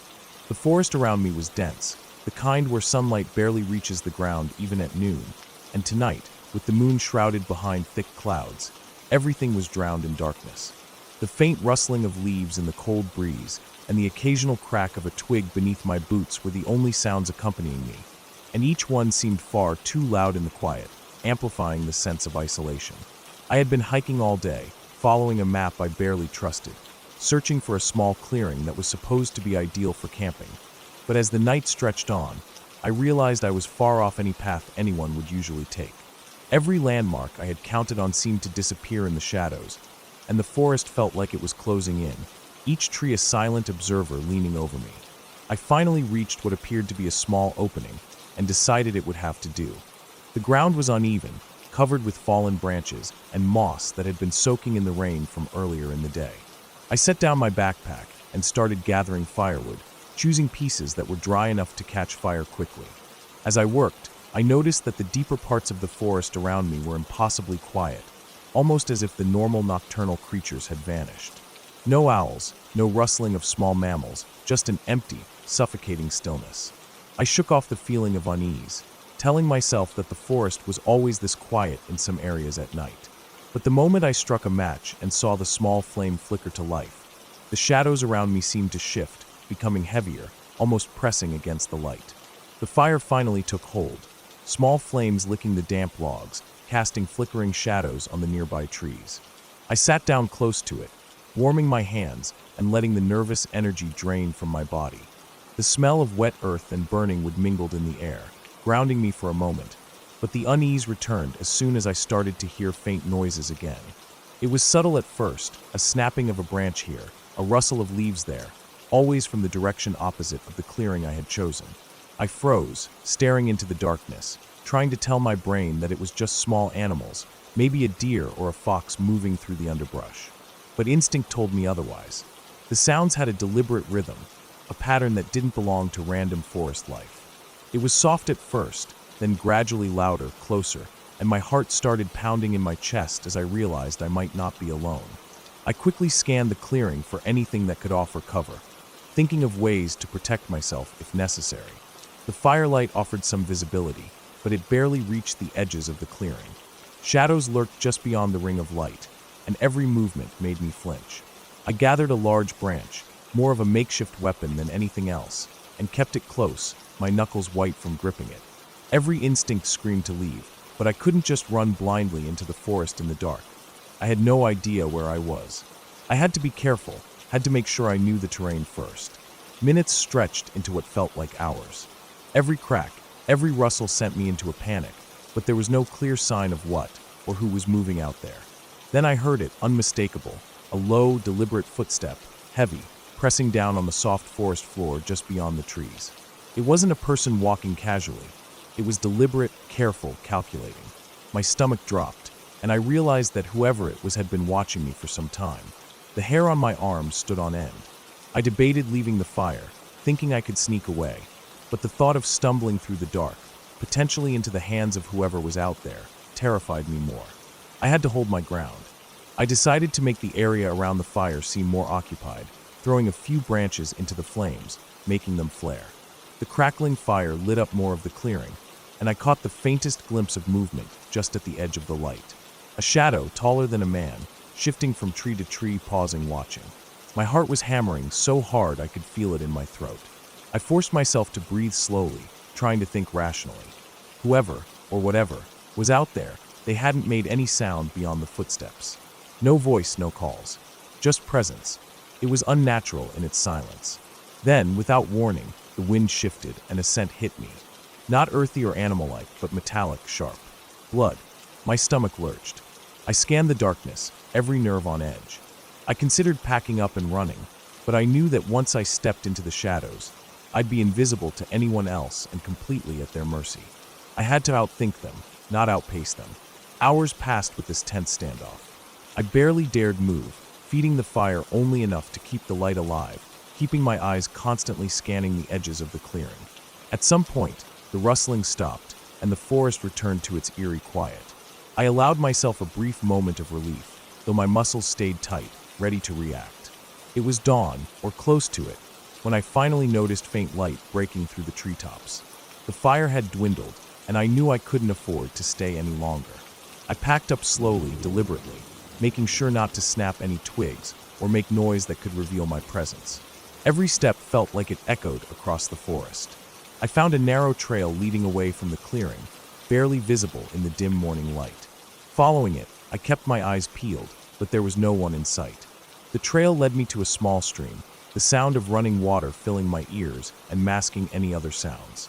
I crouched by the water, drinking and splashing some on my face, the cold shock helping me focus. After a long time, I realized I could see a faint road in the distance, sun glinting off the asphalt. I picked up the pace, adrenaline carrying me over roots and rocks that would have tripped me up in daylight. By the time I reached the road, my body was exhausted, trembling from adrenaline and lack of sleep. I collapsed at the edge, taking deep breaths, trying to calm myself. The forest loomed behind me, silent and unreadable, hiding whatever had been stalking me. I didn't dare look back. I flagged down the first car I saw. A truck headed my way, and the driver gave me a startled look as I climbed in, covered in dirt and mud, trembling. I didn't explain much, just asked to be taken to the nearest town. The warmth of the truck and the hum of the engine felt like a lifeline. I kept my eyes on the road, never once glancing back at the forest. Once in town, I found a place to rest, a small motel that smelled faintly of mildew and old carpet. I locked the door, drew every curtain, and tried to settle down. Sleep came fitfully, haunted by the images of the dark figure in the trees, the sound of footsteps that weren't mine, the metallic scent that still lingered in my mind. Days later, when I recounted the experience to authorities who advised caution for hikers, the reality of it started to sink in. What I had encountered out there wasn't just an animal, and it certainly wasn't friendly. The forest had held a predator patient and silent, and my survival had depended entirely on staying still, staying quiet, and thinking ahead.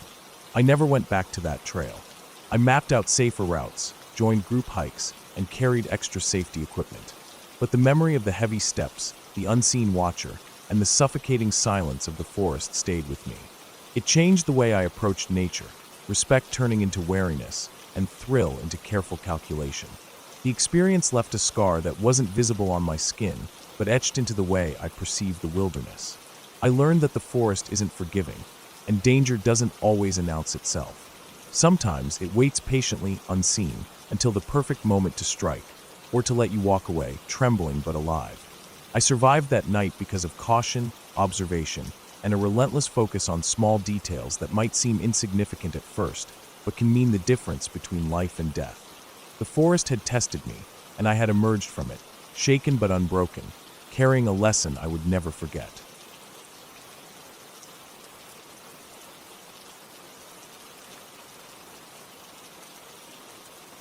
The first night settled over the forest quietly, but it felt heavier than usual, like the air itself was waiting. I had driven for hours along narrow, winding roads until the dense tree line swallowed the last glimmer of sunlight. The cabin stood in a small clearing, isolated, with an uneven dirt path leading to it that seemed to disappear into the shadows of the forest. I could feel the chill in the air immediately, the kind that gets under your skin and makes your limbs stiff. I parked the car, listening to the tires crunch against the gravel, and for a long moment I didn't move. Everything around me was still, except for the faint rustling of leaves in the wind and the occasional snap of a twig somewhere deeper in the woods. I had chosen this place for solitude, a break from the endless noise of the city, but the moment I stepped out of the car, I realized solitude in the middle of nowhere had a weight I hadn't anticipated. The cabin was small, made of old, weathered wood that creaked under the slightest pressure. The roof sagged slightly in the middle, and the windows were grimy, reflecting the darkening sky like black mirrors. I could smell the faint scent of damp earth mixed with pine and something older, something almost like decay, but not fully. It was subtle, but it lingered. Inside, the cabin smelled of dust and wood smoke, like it had been abandoned for months before anyone cared to check on it. I dropped my bag by the door and ran my hand over the rough surface of the walls, noticing small gaps where the cold air slipped in. The floorboards groaned under my weight, and every step echoed strangely in the confined space. I found the fireplace and tried the wood stacked neatly beside it. It was dry, though aged, and caught quickly when I struck a match. The warmth was immediate, but it didn't fully chase away the cold that seemed to settle deep into my bones. I started organizing the small kitchen area, setting out a pot and the few supplies I had brought. Outside, the wind picked up, rattling the windows and carrying the sound of distant branches snapping under its force. I felt a twinge of unease, like being watched, but I shook it off, telling myself it was just the forest, nothing more. As darkness fully claimed the sky, I explored the small cabin more thoroughly. There were 2 bedrooms, one larger with a double bed and one smaller with a single. I ran my hand over the sheets, stale but clean enough, and made up the larger bed for the night. The bathroom was functional, though the water smelled faintly metallic when I turned the tap. Everything was intact, nothing was broken, but the cabin had this heavy stillness that made each creak of the floorboards louder than it should have been. I spent the first few hours sitting near the fire, watching the shadows dance along the walls.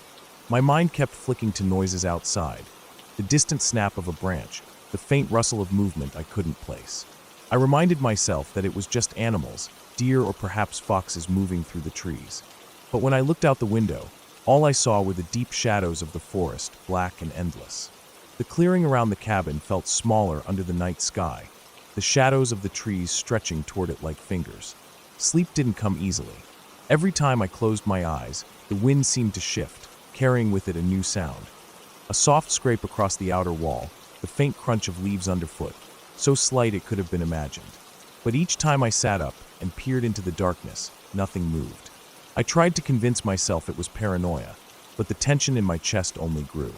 Around midnight, the sound became clearer. A deliberate step on the forest floor, not far from the cabin, though not close enough to identify. I held my breath, heart hammering, listening. Another step, and another, slow and measured. I couldn't tell what it was, human or animal. The sound circled the cabin slowly, making my stomach knot. I wanted to grab something for protection, anything, but my hands trembled too much to move.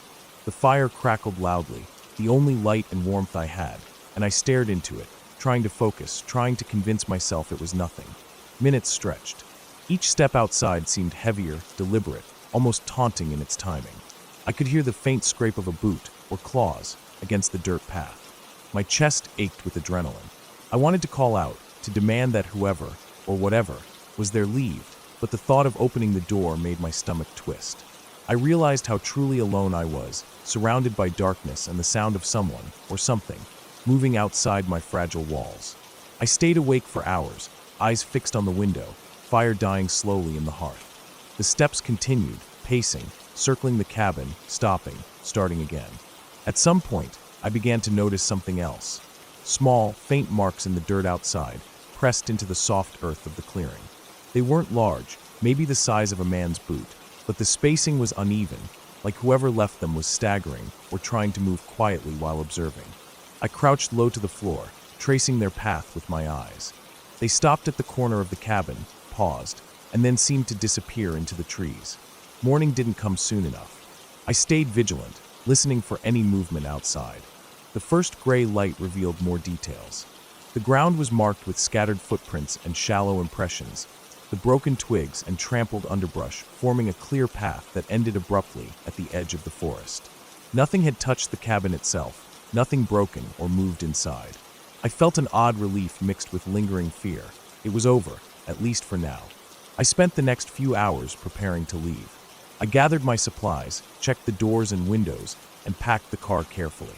The forest seemed calm, almost inviting under the morning sun, but the memory of the previous night's sounds clung to me. I looked back at the cabin one last time, the shadows of the trees now soft and pale. Everything was still. Driving away, the the feeling of isolation slowly ebbed, replaced by a tense awareness that the forest held secrets and movements I couldn't see.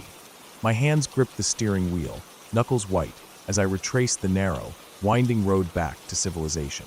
The experience stayed with me long after I left. The weight of being watched, the endless dark, the sound of deliberate steps outside a fragile shelter. Back in town, I went through my routine, but my mind remained tethered to that clearing and the cabin. I told myself it was likely a hunter or a wanderer, someone passing through, but part of me knew it didn't feel random. There was purpose in the movement, a presence that measured and watched. I began checking maps and news reports, curious if anyone had experienced something similar in that area. Occasionally, I found missing hiker reports or sightings of people traveling alone in the woods, but nothing concrete. Weeks later, I drove by the forest again, trying to see the clearing from the road. The cabin was no longer visible, hidden by overgrown underbrush and shadows from the tall trees. I realized then that part of the fear I felt was not just the immediate threat, but the awareness of how unprepared I had been, how small and vulnerable a person was alone in the vastness of nature. I felt both relief and a strange longing, a need to confront the fear again, but more prepared, more aware of the thin line between solitude and danger. The memory remained vivid in every forest I visited afterward. The sound of a twig snapping, the rustle of leaves in a sudden wind, the shape of shadows moving just out of sight, all reminded me of that night. But I learned from it too. I carried a flashlight, extra supplies, and a heightened sense of observation wherever I went. The fear never fully left, but it became manageable, a lesson in respecting the wilderness and the unknown that moves within it. In the end, the cabin was still standing when I last checked on satellite images, isolated and quiet, a small box in a sea of trees. Nothing supernatural had occurred, no mysterious force, no fantasy. Just the forest, its inhabitants, and a reminder of how quickly isolation can magnify fear, how the human mind reacts when faced with the unknown. I survived because I stayed alert, cautious, and patient. And for the first time, I understood that fear itself is often the most realistic threat, shaped by what you can't see and what might be out there, moving just beyond the light. The lesson stayed with me long after the forest faded behind me. Always respect isolation, always prepare, and never underestimate how quickly a quiet, empty place can become a place where every sound carries meaning, where every shadow might be someone, or something, watching. It was a terrifying night, but it ended clearly, without fantasy, without ghosts. It ended because I survived, observed carefully, and acted when it was necessary. And that clarity, that control, was something I carried with me from that night forward. A reminder that reality can be just as frightening as imagination if you aren't careful.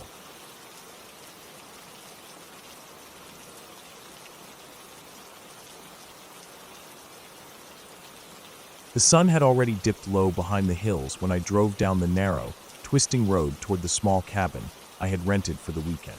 It was a remote place, miles from the nearest town, surrounded by thick forest on all sides, with only a small stream running somewhere close that I had spotted on the map. The GPS signal faded halfway through the drive, leaving me navigating by memory and the faint outlines of the dirt road. I had wanted isolation, a chance to escape the constant noise of the city, but as the trees grew denser and the shadows stretched longer, I felt a creeping unease that I couldn't quite shake. When I finally reached the cabin, the headlights illuminated the weathered structure, showing its peeling paint and the small, rickety porch that sagged slightly in the middle.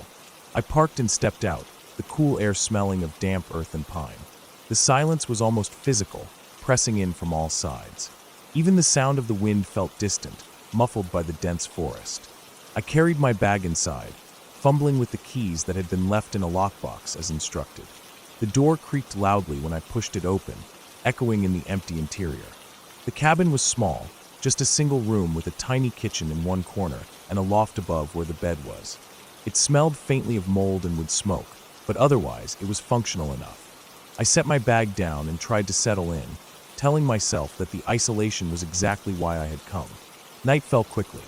Without the lights of the city, the darkness outside the windows seemed almost solid, pressing against the glass like it wanted in. I lit the old lantern I had brought and sat at the small wooden table, eating a cold sandwich I had packed. The forest around me was alive with the sounds of night, the rustle of leaves, the distant call of an owl, the occasional crack of a branch under the weight of some unseen animal. I tried to focus on reading, but my eyes kept darting to the windows, to the shadows that seemed to move just slightly differently than they should.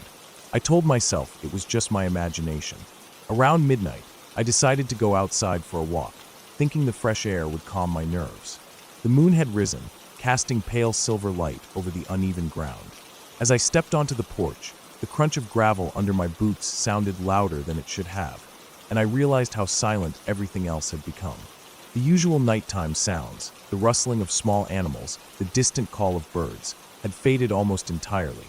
I followed the faint trail that led into the trees, careful to keep the cabin within sight. The forest felt different at night, alive in a way that wasn't pleasant. Every snapping twig or rustle of leaves seemed amplified, and I found myself constantly turning my head, expecting to see movement just beyond the edge of the path. It wasn't long before I noticed something unusual. A faint, irregular pattern in the dirt, footprints. I stopped immediately, my heart pounding. They weren't animal tracks, they were human. Not that it made sense. The cabin was remote. No one should be out here, and yet there they were, leading deeper into the woods. I hesitated, debating whether to follow them or turn back, but curiosity overpowered caution. I stepped off the trail, following the prints into the darkness. My lantern illuminated the immediate area, but left the forest around me in deep shadow. Every sound seemed louder, closer, and the feeling of being watched settled over me like a physical weight. The tracks led to a small clearing, one I hadn't noticed from the cabin. Moonlight spilled over uneven ground scattered with fallen branches and rocks. There was a faint smell in the air, metallic, sharp, and I realized it was blood. Not a lot, but enough to make me freeze. My heart jumped into my throat, and for a moment, I considered running back to the cabin. But then I saw something glinting in the moonlight, partially covered by leaves and dirt. A small knife, the blade smeared with dark red. My stomach churned, and I realized that whatever had passed through here wasn't alone or innocent. The rational part of my brain screamed to leave, but some part of me, the part that always needed to know the truth, kept me rooted to the spot. I backed away slowly, trying to retrace my steps when I heard it, a low, deliberate crunch behind me. I spun, lantern raised, but saw nothing. The forest was dark, the shadows long and twisted. I held my breath, trying to listen, and then heard it again, another step, heavier this time, moving closer. Panic surged through me. I bolted, not caring about the path, branches slapping my face and scratching my arms as I ran blindly through the trees. Every sense was on high alert. The sounds of pursuit were subtle at first, but unmistakable. Footsteps moving through the underbrush, snapping twigs in rhythm with my own frantic pace. I didn't dare look back. I ran for what felt like an eternity, tripping over roots and rocks, until I finally stumbled onto the main trail. My cabin was somewhere ahead, and I ran toward it, lungs burning, heart hammering. I could still hear the steps behind me, though they seemed to hesitate, then pick up again in a distorted rhythm, sometimes fast, sometimes slow, like whoever, or whatever, was following me was toying with me. I reached the cabin, slammed the door shut, and locked it, pressing my back against the wood, gasping for breath. The lantern flickered, casting eerie shadows on the walls. The forest outside seemed to hold its breath. I could hear nothing. The silence was overwhelming. I didn't sleep that night.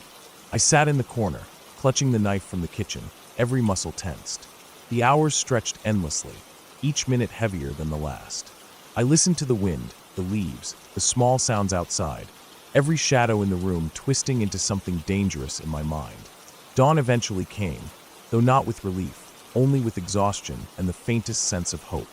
The first light of morning allowed me to leave the cabin, stepping onto the porch and surveying the forest. It looked almost peaceful, the night's horrors hidden beneath the normality of daylight. But I knew better now. I could feel eyes in the trees, the memory of footsteps on the ground, and the cold glint of the knife in the clearing. I called the local ranger station from the cabin phone. The operator listened quietly as I explained the situation and the location. They said they would send someone, though it would take a while. The area was remote, and the trail was difficult. I packed my things methodically, taking extra care to leave nothing behind that could slow me down. I checked the locks, the windows, the doors, then stepped carefully down the porch steps. I kept the knife ready, every sense on high alert. The forest seemed normal in daylight, but the tracks in the dirt confirmed what I already knew. Someone had been here, someone dangerous, and they were likely still around. I moved cautiously, staying on the trail that led to the main road. Every sound, birds calling, leaves rustling, made me flinch, expecting the footsteps to return. Hours passed, and I eventually saw the first sign of civilization, a small road, the edge of a maintained path. Relief washed over me, but I stayed alert, scanning the tree line constantly. Eventually, a vehicle approached, kicking up dust, and I waved frantically. The driver slowed, pulled over, and I explained the situation, barely able to catch my breath. They radioed the ranger station, and soon a team arrived, walking carefully through the forest to check the area. The rangers confirmed what I had feared. The tracks belonged to someone who had been living rough in the woods, possibly squatting near the cabin or hunting along the trail. They found remnants of a fire, scattered supplies, and more evidence of knives and sharp tools hidden in the undergrowth. It was unnerving to think how close I had come to encountering them. The team cleared the area, ensuring the path and the cabin were safe, and they escorted me back to the road where a vehicle could take me to town. Sitting in the passenger seat, still tense and shaky, I realized how quickly the isolation of the forest could turn from peaceful solitude to genuine danger. I would never forget the night, the steps in the dark, the clearing, and the knife. I had wanted quiet and isolation, but the reality was far more terrifying. That day, I promised myself I would stick to more populated trails, no matter how beautiful the empty forest might seem. The safety of daylight and other people was worth every mile I would travel to reach it. The experience stayed with me, a constant reminder that even in the most seemingly serene places, danger can exist, hidden just beyond the edge of perception. The forest could look calm, the cabin inviting, but beneath it, there could be unseen threats watching, waiting, and the difference between life and death could be measured in a few quick, desperate steps. From then on, every time I saw dense woods or a remote trail, I remembered that night. The darkness, the footsteps, and the cold glint of the knife left behind, proof that the world outside civilization held dangers far more real than any story or imagination.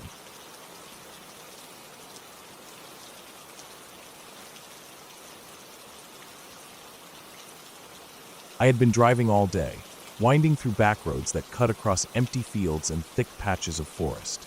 My plan was simple: spend a few nights camping in a remote area I had read about online. It was supposed to be quiet, untouched, far from towns or even other campers. I wanted the isolation, a chance to be completely alone.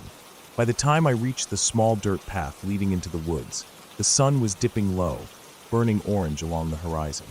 The forest ahead seemed to swallow the light, the trees so dense that they formed a wall of shadow. I parked my car on the side of the road and grabbed my pack, heavy with a tent, sleeping bag, and supplies for 3 days. The air smelled different here, earthy and damp, a mix of decaying leaves and pine. I had done solo trips before, but there was a strange tension in this forest, something I couldn't name. My boots crunched over the dry leaves as I walked along a barely visible trail, following a map I had printed weeks earlier. The first hour was uneventful. Birds were quiet, the wind rustling the branches occasionally, and the shadows of the trees stretched long as the sun fell behind them. I felt confident, almost exhilarated. There's something about being alone in the wild that makes you feel alive in a way you can't in the city. But as twilight deepened, a strange feeling settled in my chest. The woods felt too still, like the forest itself was holding its breath. I set up my tent in a small clearing, a patch of ground soft with moss and pine needles. It was perfectly flat, hidden from the path, with thick trees forming a protective circle around it. I unpacked my supplies, built a small fire, and ate a simple meal of canned beans warmed over the flames. The air grew colder quickly once the sun disappeared, and the forest transformed. Shadows pooled between trees, and the sounds of nocturnal animals began to stir, rustling in the underbrush, distant snapping twigs. I lay in my sleeping bag, staring at the dark sky above the tent mesh, watching stars appear between gaps in the canopy. My mind began to wander, imagining how long it would take for someone to find me if I got hurt out here, or how easily I could get lost. The wind shifted, and I could hear branches swaying far off, and then something closer. A subtle sound, almost imperceptible at first, heavy breathing. I froze, trying to convince myself it was an animal, maybe a deer or a coyote. But the breaths were too deliberate, too steady. Not like an animal. I unzipped the tent slightly and peered into the darkness. My eyes adjusted slowly. I could make out shapes between the trees, long shadows that didn't move like the wind. The breathing got louder, closer. I strained to see, but nothing came into focus. My heart was pounding now, each beat loud in my ears. I considered packing up and leaving immediately, but the thought of stumbling through the forest in total darkness scared me more. I decided to wait, telling myself it was probably a hunter or someone else camping nearby. I stayed as still as I could, every muscle tense. Minutes passed, or maybe hours. It was impossible to tell. Every snap of a branch sounded like footsteps approaching. Finally, the breathing receded slightly, moving around the perimeter of my clearing. I thought I might have imagined it, but then a twig snapped very close to the tent. I could feel vibrations in the ground. Something was definitely moving just outside. I grabbed my flashlight and quietly unzipped the tent enough to shine it outward. The beam cut through the black, illuminating nothing but trees. I swept the light slowly, inch by inch. Nothing. I almost convinced myself it had been a sound carried by the wind, or my imagination running wild. I unzipped the tent fully and stood, scanning the forest. Then I saw it, a figure. At first, it was just a dark silhouette, crouched low behind a tree, only partially visible. My breath caught. I froze. It didn't move immediately, but it didn't run either. It just stayed there, watching. My mind raced. Could it be someone lost? Could it be a criminal hiding out here? I didn't know, but I knew I needed to get to my car. Slowly, I moved backward toward my backpack, leaving a line of light on the figure. It stayed perfectly still. I grabbed my pack, shoving everything into it quickly. My fingers were trembling, my heart hammering so hard I thought it might be audible in the quiet. I swung my pack over my shoulder and started moving toward the path, staying low and trying to keep the flashlight off as much as possible. Every step I took, I thought I heard leaves crunch behind me, but I didn't dare turn around. I kept moving, faster now, jogging lightly. Then a shout erupted from deep in the woods. Not a yell, but a sudden, sharp exhale of human breath, almost animalistic in sound. My body went rigid. I froze, and then I heard the figure move, footsteps, quick and light, breaking branches. Panic surged. I ran. My flashlight bounced, illuminating tree trunks and patches of underbrush, but I didn't look back. The path was narrow, but I followed it, tripping over roots, scraping my hands and knees. The sound behind me was relentless, always moving, never slowing. I reached the clearing where I had parked my car, but the sight that greeted me froze my blood. The car door was open, the driver's side. Tire marks in the dirt suggested someone had approached the vehicle on foot. My stomach dropped. Whoever, or whatever, had been in the woods had been watching me. I fumbled with my keys, my hands slick with sweat, and finally managed to get the car started. The engine roared, and I sped off down the dirt road, keeping the lights low. I didn't stop until I reached a main road, miles away from the forest. The relief was immediate but shallow. I kept glancing in the rearview mirror, expecting to see something emerge from the trees. Nothing came. Eventually, I found a small-town gas station, lit and occupied. I parked and stayed inside until sunrise, drinking coffee and trying to calm down. I called the local authorities to report the incident, but they seemed skeptical. The area was remote, they said. Sometimes travelers saw things they couldn't explain, usually harmless. But I knew what I had heard, what I had felt, the watching, the deliberate following. After that night, I never returned to that forest. I kept my gear, hoping I could someday use it for a safer trip, but the memory stayed with me, sharp and clear. I spent weeks replaying the events, trying to rationalize what had happened. Could it have been a lost hiker? An animal? I couldn't say. But the image of that crouched figure, the deliberate, heavy breathing, the footsteps in the dark, never left me. It was a stark reminder that isolation in nature is not always peaceful, and sometimes the danger comes not from the elements or wildlife, but from someone or something watching in the shadows, waiting. In time, I came to a cautious acceptance. I learned to respect the woods in a way I hadn't before, to always have an escape route, and never to underestimate the silence of a forest at night. I began carrying extra tools, a radio, and pepper spray on my trips, and I made a point of letting someone know my exact location. I couldn't change what had happened, but I could prepare to survive it if it ever occurred again. And sometimes late at night, when the wind rustles just right outside my window, I can still hear that faint echo of heavy breathing in the distance, and I remember how alone I really was. That night in the forest changed me. It taught me that fear isn't always about what you see. It's about what you know is there, just out of reach, waiting for you to make a mistake.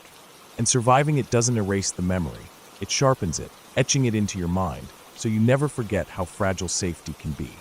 I never camped in isolation again without taking every precaution I could, because I had learned the hard way that being alone in the wilderness is not just an adventure. It can be a test of every instinct you have, and sometimes the forest has eyes, and they're always watching.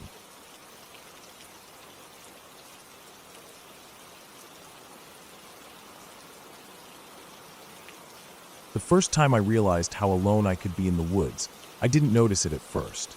It started as a normal hike, one of those weekends I used to escape from the city to somewhere quiet, where the air didn't smell of exhaust, and the only noise was birds or the wind through the trees. The trail was narrow, overgrown in parts, and led deeper into the forest than I had ever gone before. I didn't plan for it to be more than a day hike, but I had packed enough for a 2-day stay just in case. I liked the feeling of carrying too much, as though I was preparing for something I didn't understand yet. The sun was just rising when I left the trailhead, the light filtering through the canopy in golden beams that made the dew on the leaves sparkle. I walked slowly, taking in the quiet. Every step on the soft soil made a slight crunch, but other than that, it was silent. Occasionally, I would hear a bird call or the rustle of small animals moving through the underbrush. It was peaceful at first, almost soothing. As the morning wore on, the trail became less defined. There were places where I had to step over fallen logs or duck under low-hanging branches. The further I went, the less familiar the forest felt. It was still daytime, still safe in a sense, but I started to notice how quickly shadows formed between the trees. The kind of shadows that looked like they might move if you blinked. I stopped for a break near a small stream, crouching to drink. The water was cold and clear, and I could see tiny fish darting around in the shallow parts. I sat on a smooth rock, feeling the sunlight on my face, and for a moment, it was like the world had paused. But then I realized I didn't hear anything beyond the babble of the water. No birds, no wind, no animals. Just the stream. My stomach tightened. It was a small thing, but I noticed it. Normally there would be background noise, even in the middle of the forest, but here, it was unnervingly quiet. I packed up and kept walking. The trail became more like a path, barely worn, and at one point, I had to climb over a fallen tree that blocked the way. That's when I noticed I had gone further than I had intended. The landmarks I thought I recognized weren't matching up. A ridge I thought I'd pass by was now in front of me instead of behind. I wasn't sure how long I had been walking, but the sun was starting to dip lower in the sky. Panic started to creep in, the kind that whispers at the edges of your mind. I knew I should turn back, but everything looked the same. Trees stretched out endlessly, and there was no sign of the trail I had been following. I tried to retrace my steps, looking for the stream I had rested by, but the forest seemed to swallow it. As twilight approached, the air grew colder.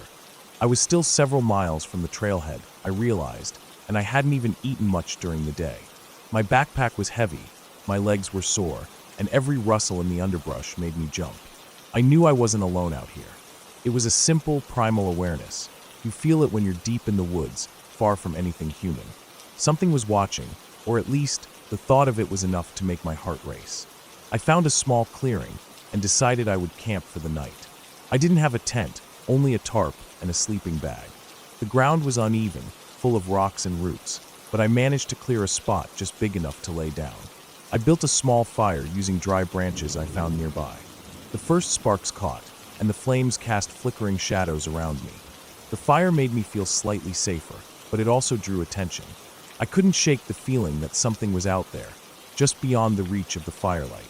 Night in the forest is different from night in the city. The sounds are sharper, closer. Every branch snapping, every leaf rustling, every distant animal cry was amplified in the darkness. I couldn't see more than a few feet in any direction. I tried to keep the fire alive, adding small pieces of wood whenever it started to die down, but my eyes kept darting to the shadows. There was a smell too faint, earthy, like wet soil and something else I couldn't place. It made my stomach turn. I finally lay down in my sleeping bag, trying to rest. I told myself I was being paranoid. I told myself the sounds were just raccoons or deer, but my body didn't believe it. Every few minutes, I thought I saw movement at the edge of the firelight, a flicker of something that didn't belong. I didn't move, didn't breathe too loudly. I just waited. Hours passed. The fire died down to embers, and I had to rekindle it a couple of times. Around midnight, the wind picked up. The trees swayed, and the branches creaked above me. I heard something heavy moving through the underbrush. It wasn't a small animal. This was bigger. Slow, deliberate steps that made the ground tremble slightly. I froze. My mind raced. I could not see it, but I could feel it. The weight of it. I knew if it wanted to, it could crush me without warning. I remembered the small knife in my pocket and clutched it. My hands shook. I didn't make a sound. Whatever it was, it stayed just at the edge of my vision, in the dark. Then it stopped. Silence again. But it wasn't peaceful. It was waiting, like it knew I was vulnerable. I couldn't sleep, couldn't eat, couldn't think clearly. All I could do was wait for the first light. Morning came slowly, the sun's rays piercing through the trees. I could see more clearly now. The ground around my campsite was disturbed. Branches were broken, and there were footprints in the soft soil. Large, wide, and deep. I realized with a sick feeling that I had been sleeping in the middle of a predator's path. I had no idea if it had been a bear, a wildcat, or something else. I just knew I had been lucky. I packed up quickly, leaving nothing behind, and tried to remember the way back. I marked my path as I went, breaking small branches and stacking rocks. It took hours, but eventually I stumbled onto a familiar part of the trail. Relief flooded me, but I didn't slow down.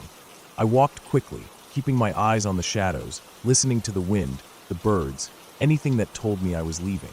By the time I reached the trailhead, I was exhausted, my legs shaking, my clothes torn, and my backpack lighter because I had left some supplies behind.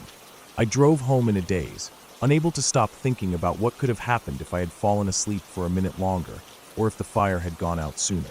It took me a long time to stop seeing the forest as just trees and paths.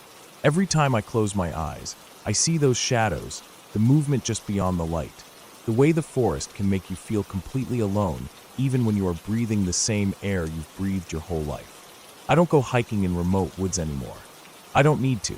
The memory of that night is enough to remind me that nature doesn't care if you survive or not. It just is. And sometimes that is terrifying enough. Even now, when I tell the story, my hands shake.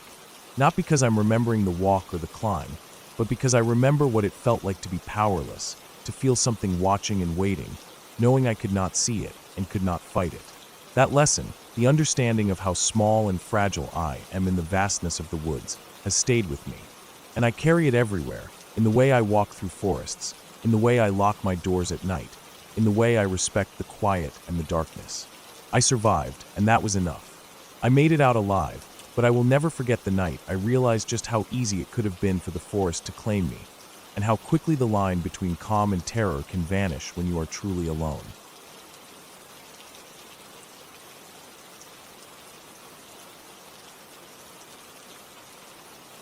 It started as a normal summer weekend. I had decided to go camping alone, wanting some time away from everything. I packed my small backpack with just the essentials: tent, sleeping bag, a few canned foods, water, a first aid kit, and a flashlight with extra batteries. I wanted simplicity, nothing complicated, just me and the forest. I drove for a few hours, following winding roads that cut through rolling hills, eventually reaching a dirt path that led deep into a wooded area. There was a small clearing there, surrounded by tall pines and oaks, with soft moss covering parts of the ground. The air was thick with the smell of wet earth and leaves. I could hear distant birds and the occasional rustle of small animals in the underbrush. I set up my tent near the edge of the clearing, where the trees formed a natural barrier. I liked that I could see most of the open space in front of me, while having the safety of the dense forest behind. I made a small fire pit using stones I found nearby and gathered dry wood to start a fire. The sun was beginning to dip behind the trees, and shadows stretched long across the clearing. Everything seemed calm, peaceful even. As the fire crackled, I ate a small dinner and watched the flames dance. Gradually, the forest grew darker, the light fading until the fire became my only source of illumination. That's when I first noticed it, the feeling that I wasn't alone. At first, it was subtle. The hair on the back of my neck would rise, and I'd hear a faint snapping of twigs or a soft brush against leaves. But when I turned my head, nothing was there. I told myself it was just my imagination, that the forest at night is alive with sounds I don't notice during the day. Night settled fully, and I crawled into my tent. I was lying on my sleeping bag, staring at the tent's ceiling, listening to the fire's dying crackle, when I heard something more distinct. It was deliberate, the slow crunch of something moving through the leaves toward my clearing. My heart began to pound, and I stayed still, hoping it would pass. The sound stopped for a moment, then I could hear breathing, low and heavy, coming from the edge of the clearing. It wasn't animal breathing. I've camped a lot, and I know deer, raccoons, and even bears have distinct sounds, but this was different. Human. Someone or something was out there. I unzipped the tent slightly and shined my flashlight toward the noise, but all I could see were shadows and tree trunks. The light caught nothing, and whatever was out there must have noticed, because the breathing stopped. For a long time, there was only silence. Then, faintly, I heard movement again. Footsteps, careful but purposeful, moving along the tree line. I realized my fire was almost out. I scrambled to relight it, my hands shaking. Sparks caught, flames flared, and the shadows around me seemed to shrink back. Whatever was there retreated, but I could still hear leaves being brushed aside deeper in the woods. Sleep was impossible after that. I sat by the fire, flashlight in hand, scanning every inch of the dark. Hours passed like minutes. Every sound made me tense, an owl hooting, the wind shifting in the branches, a branch snapping under what I swore was a deliberate step. I tried to think rationally. Maybe it was someone else camping nearby, someone who decided to walk through the woods in the dark. But nothing in the clearing suggested another campsite. No tent, no fire, no footprints visible in the soft earth. Around 2 a.m., I heard it clearly, a low, deliberate voice calling out, just once from the trees. It wasn't words I could understand, just a sound meant to startle. I froze, holding my breath, listening.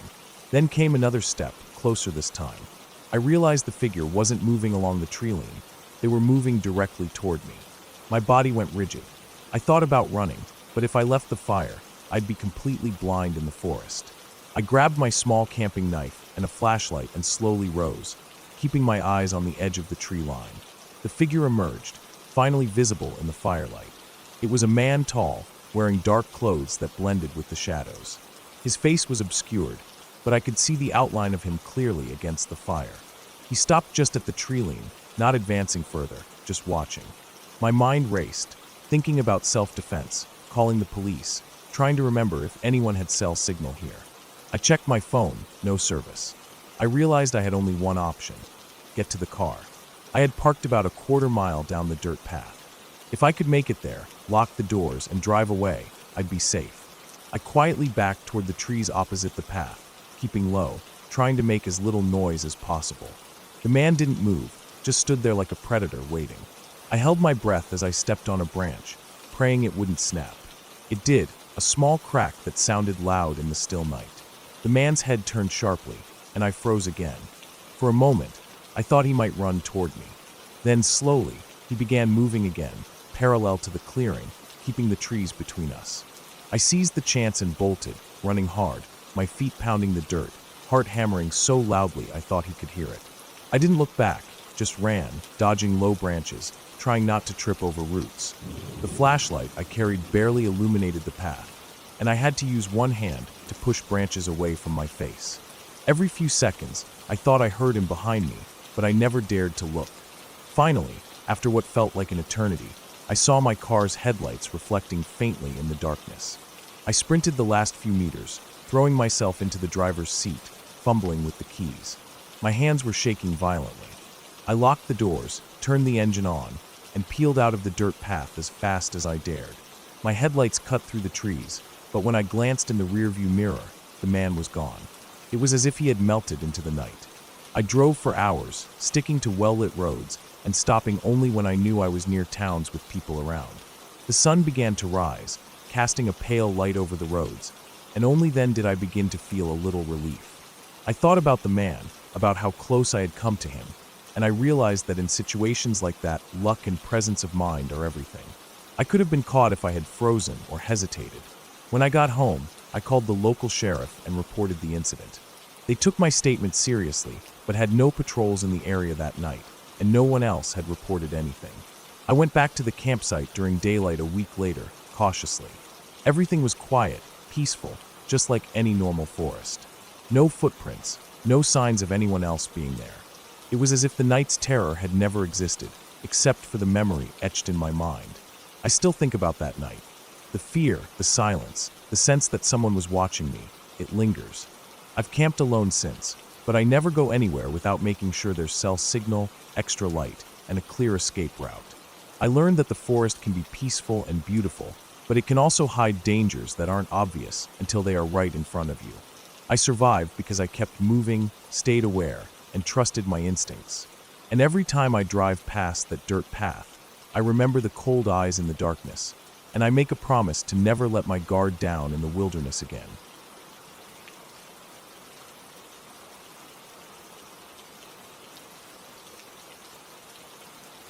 I remember the first time I realized just how unprepared I was for the kind of isolation the wilderness could bring. It wasn't like the stories you hear in movies or the thrill-seeking tales people tell at campfires. This was different, quiet, subtle, and slowly creeping into every sense until it wrapped itself around you, leaving you aware of every small sound, every shift in the wind, every uncertain step you took. I had been planning the hike for months, mapping out the trail from the main road into a remote section of forest that wasn't on most maps. The kind of place where cell service disappears halfway through the drive and the nearest house is miles away. The path started easily enough. Fallen leaves crunched under my boots, and the sunlight came in patches through the canopy, creating moving patterns on the forest floor.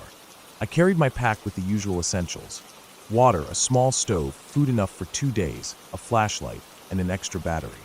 I had a compass, of course, but I didn't really need it for the first stretch. The trail was wide, marked with paint on the trees, and the air smelled clean and earthy, almost sweet after a night of rain. By the time I reached the clearing where I intended to camp, the sun was just starting to dip behind the tree-line. It was beautiful, the kind of beauty that makes your chest tighten because you feel like you might not deserve it, standing there alone. The clearing was small, circular, and lined by thick pines. I set up my tent, layered the tarp underneath, and started a fire in the ring of stones someone had left behind. The fire was comforting, its warmth and crackling sound making the approaching darkness feel manageable.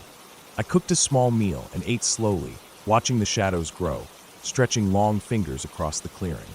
Once it was dark, I crawled into the tent, zipped it up tightly, and lay on my sleeping bag. The wind moved through the trees, rustling leaves and sending faint whispers into the tent fabric. I tried to read a book, but the words seemed distant, like my mind was somewhere else. Every snap of a twig outside made me tense, and every gust of wind sounded almost like footsteps. I tried to remind myself that the forest was full of harmless animals. Deer, rabbits, maybe a fox. Nothing that could hurt me. But the isolation made every ordinary sound feel amplified, as if the forest was aware of my presence and observing, judging. Around midnight, I woke to a low, sharp sound, like a branch breaking but not quite. It came from the edge of the clearing, the part where the trees grew thick and the shadows pooled. I froze, listening.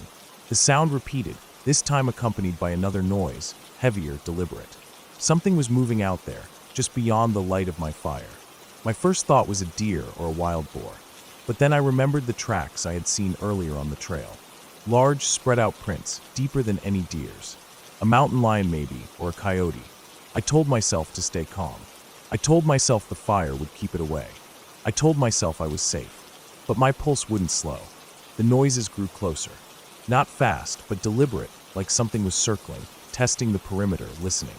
I tried to stay still, hoping it would move on. Then the sound of heavy breathing reached me, low and uneven, through the thin tent walls. I swallowed hard and strained my ears. Every instinct screamed to run, but I was frozen in place, the thought of opening the tent and stepping into the unknown paralyzing me. The breathing stopped for a moment, and then it started again, a few feet closer, almost at the edge of my firelight. I realized I had to make a decision. Staying in the tent meant waiting and hoping. Leaving meant exposing myself. I grabbed my flashlight, knowing it wouldn't do much, but at least give me something to see, and slowly unzipped the tent. The cool night air hit me immediately. My fire cast shadows that danced among the trees, but nothing moved. I pointed the light toward the thickest part of the forest, trying to catch any reflection of eyes, any motion. Silence. I decided to move toward the car. The thought of being in an enclosed metal box, with doors that could lock, gave me some comfort. I took small, careful steps, scanning every shadow, every rustle of leaves. About halfway through the clearing, I saw it, a silhouette crouched low, barely visible in the trees, but unmistakably there. Large, sinewy, its head turning slowly as if assessing me. My heart lurched. I froze, counting every shallow breath.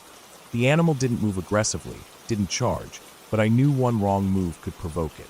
I slowly backed away, not turning my back, keeping the flashlight trained on the silhouette. My foot hit a rock, making a loud scrape across the forest floor. The creature stiffened, then slowly slipped back into the trees, leaving only the sound of its movement through leaves and branches. I didn't wait to see where it went. I ran. My legs pumped harder than they ever had before. I didn't stop until the car was in sight, headlights reflecting off the windshield and hood. I got inside, locked the doors, and sat there for a long time, chest heaving, hands shaking. I realized how small and vulnerable I was, how easily the forest could overwhelm me. I drove slowly back to the main road, keeping my lights on high and scanning the tree line constantly, expecting to see eyes following me. Nothing appeared, and eventually, I reached a stretch where other cars passed by, headlights washing over the road and making me feel almost normal again. The next day, I returned with another hiker, this time sticking to the marked trails and daylight hours. We explored the same clearing, looking for signs of what I had seen. We found tracks, enormous claw marks on the bark of some trees, and scat that confirmed my suspicion. A mountain lion, large and old enough to dominate that section of the forest. I realized then that my fear had been justified. This wasn't a story, it wasn't exaggeration. It was real, and if I hadn't kept my wits and moved carefully, it could have ended badly. From that experience, I learned how fragile the boundary between safety and danger is in the wilderness. I also learned to respect it in a way I never had before. I continued hiking, but always with caution, always prepared, always aware of my surroundings. The forest was beautiful, and I still loved being in it, but I never took it for granted again. Every rustle, every shadow, every distant sound became part of the landscape of survival. Even now, I can close my eyes and remember that night, the way the wind shifted, the smell of pine and damp earth, the cold bite of fear in my chest, and the sight of those glowing eyes in the dark. It taught me something simple but vital. In the wild, you are never truly alone, and every step must be measured, every decision deliberate. The ending of that night was survival, but survival wasn't luck. It was awareness, patience, and respect for the world you step into. I came home, but a part of me stayed in that forest, changed forever, carrying with me the lesson that danger doesn't announce itself with a roar. Sometimes it simply waits, patient and silent, until you notice it. And that night I noticed.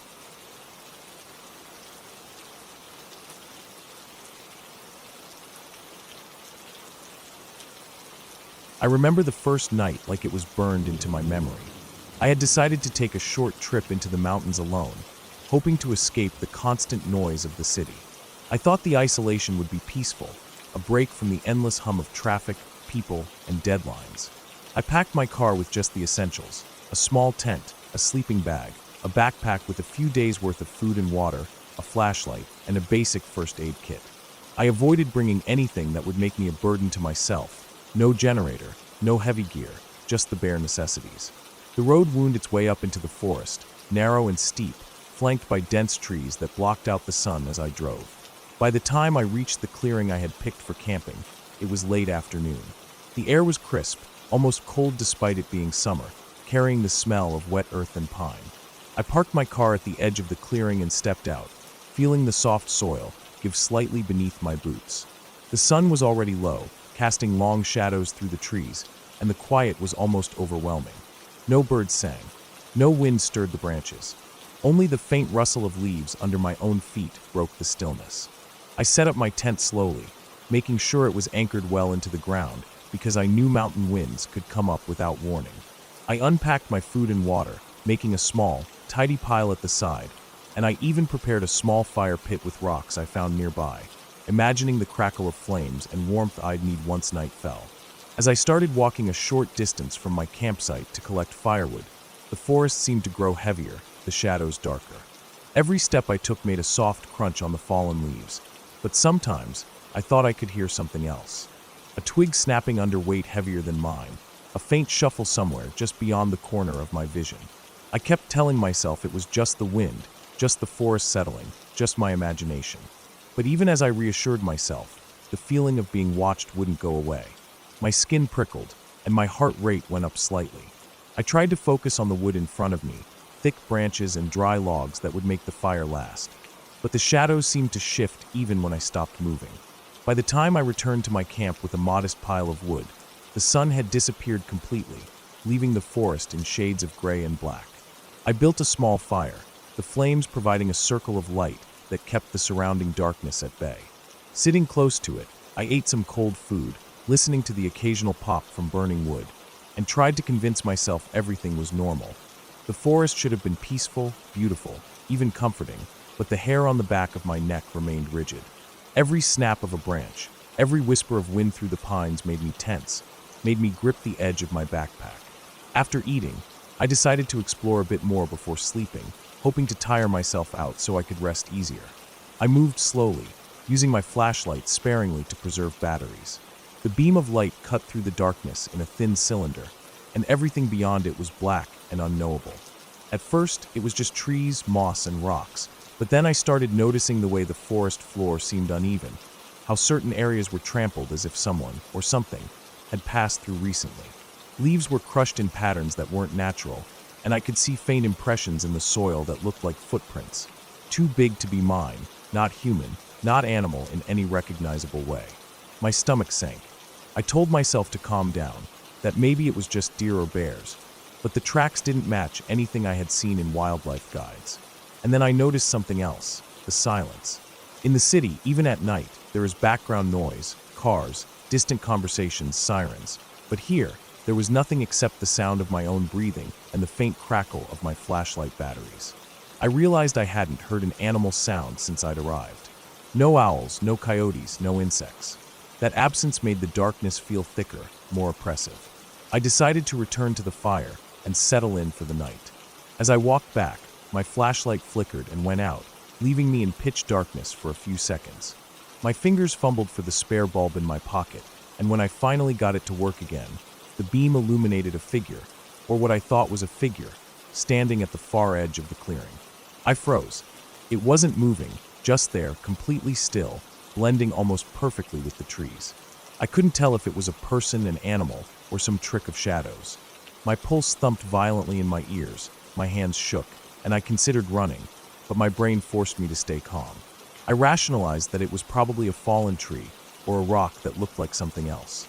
But then I saw movement. A slow, deliberate step, shifting closer toward the clearing. My mind refused to believe it. I had told myself countless times I was imagining things, but the soft crunch of leaves beneath heavy weight confirmed it. Something, or someone, was approaching. I backed up slowly toward the fire, hoping the light would act as a deterrent. But my fire wasn't enough to illuminate the distance. My heart pounded so hard I thought it might give away my position. I grabbed my backpack, knowing that I needed to have an escape plan. I didn't want to run blindly, so I edged closer to my car, keeping low, making sure I was behind trees as much as possible. The sound of the steps followed, but they seemed uneven, deliberate, testing the terrain, as if the person, or creature, was familiar with the forest. When I finally reached the car, I dropped everything inside and jumped in, locking the doors. My breathing was ragged, my hands cold and clammy, and I sat for several minutes just listening. The steps had stopped, but I could hear something else. The low rustle of movement circling the clearing, slow and methodical. I debated what to do. I could stay in the car, but I knew that wouldn't last forever if this was a human threat. My best option was to drive back down the mountain, back toward people, toward safety. I started the car, careful not to make too much noise, and slowly backed out of the small clearing. My headlights caught movement in the forest just at the edge of the road, a shadow darting between trees. I slammed my foot on the gas, my tires skidding slightly on loose gravel, and drove faster than I had on the way up, the road twisting and turning, every curve a new potential hazard. I glanced in the rearview mirror, and for a moment, I thought I saw headlights following me, but there was nothing. The road descended steeply, and my headlights illuminated the forest floor in fleeting snapshots. Every time a tree cast a shadow across the road, it looked like someone standing there, waiting. I forced myself to keep going, hands gripping the wheel, eyes straining to see past the darkness. Finally, after what felt like hours, but was probably only 20 minutes, I reached the paved road leading out of the forest. My fear didn't subside until I passed a small town with lights still on, cars parked along streets, people moving about. I didn't stop until I reached a gas station, where I pulled in and locked the car doors again. I sat there for a long time, shaking, trying to calm down, drinking water, telling myself I had survived. The next day, I returned with a friend and a local park ranger. They showed me areas where hikers had reported strange tracks before, similar to what I had seen. Old footprints, large and irregular, human-like but not entirely human, had been spotted throughout the area. Some said it was poachers, some said it was just imagination, but the ranger confirmed that the terrain made it easy for someone to remain hidden, move silently, and watch campsites without being seen. He showed me the safer trails, the proper precautions, and we walked the perimeter of my previous campsite. The footprints and disturbances I had noticed were still visible, faint in the dirt but unmistakable. The forest had claimed its secrets, and I was glad to have left without getting closer to them. I never camped alone in that area again. I still go into the mountains, but now I make sure I have company, backup, and a plan. The experience taught me that isolation has a weight, that darkness can hide things far worse than imagination, and that sometimes being careful and aware is the only way to survive. The forest is beautiful, but it is also mercilessly real, indifferent to fear, and it can be terrifying if you underestimate it. Even now, years later, I can remember the smell of wet pine, the sound of leaves under unseen feet, and the hollow feeling of standing alone while something watches you from just beyond the light. I carry that memory with me, a reminder that reality is often scarier than any story, and that survival is in the details, the careful observation, the decisions made in panic, and the courage to leave when the danger is real. The fire pit I left behind is still there if someone ever goes back to that clearing, but I wouldn't. The smell of charred wood is faint, the shadows remain long, and I know now that some parts of the forest are not meant for anyone to linger. I learned how fragile we are alone, how quickly peace can turn into fear, and how vital it is to respect the terrain and the unknown. That trip, that night, changed how I view solitude, how I prepare for wilderness, and how I recognize the difference between the quiet of nature and the quiet of being hunted. Even writing it down, remembering the tension, the paranoia, the instinct to survive, brings a chill. But I also remember the relief of driving back to light, to civilization, to safety. The ending was clear. I survived because I stayed alert, trusted my instincts, and didn't let curiosity or pride keep me in danger. And that lesson stays with me every time I pack a bag for the mountains.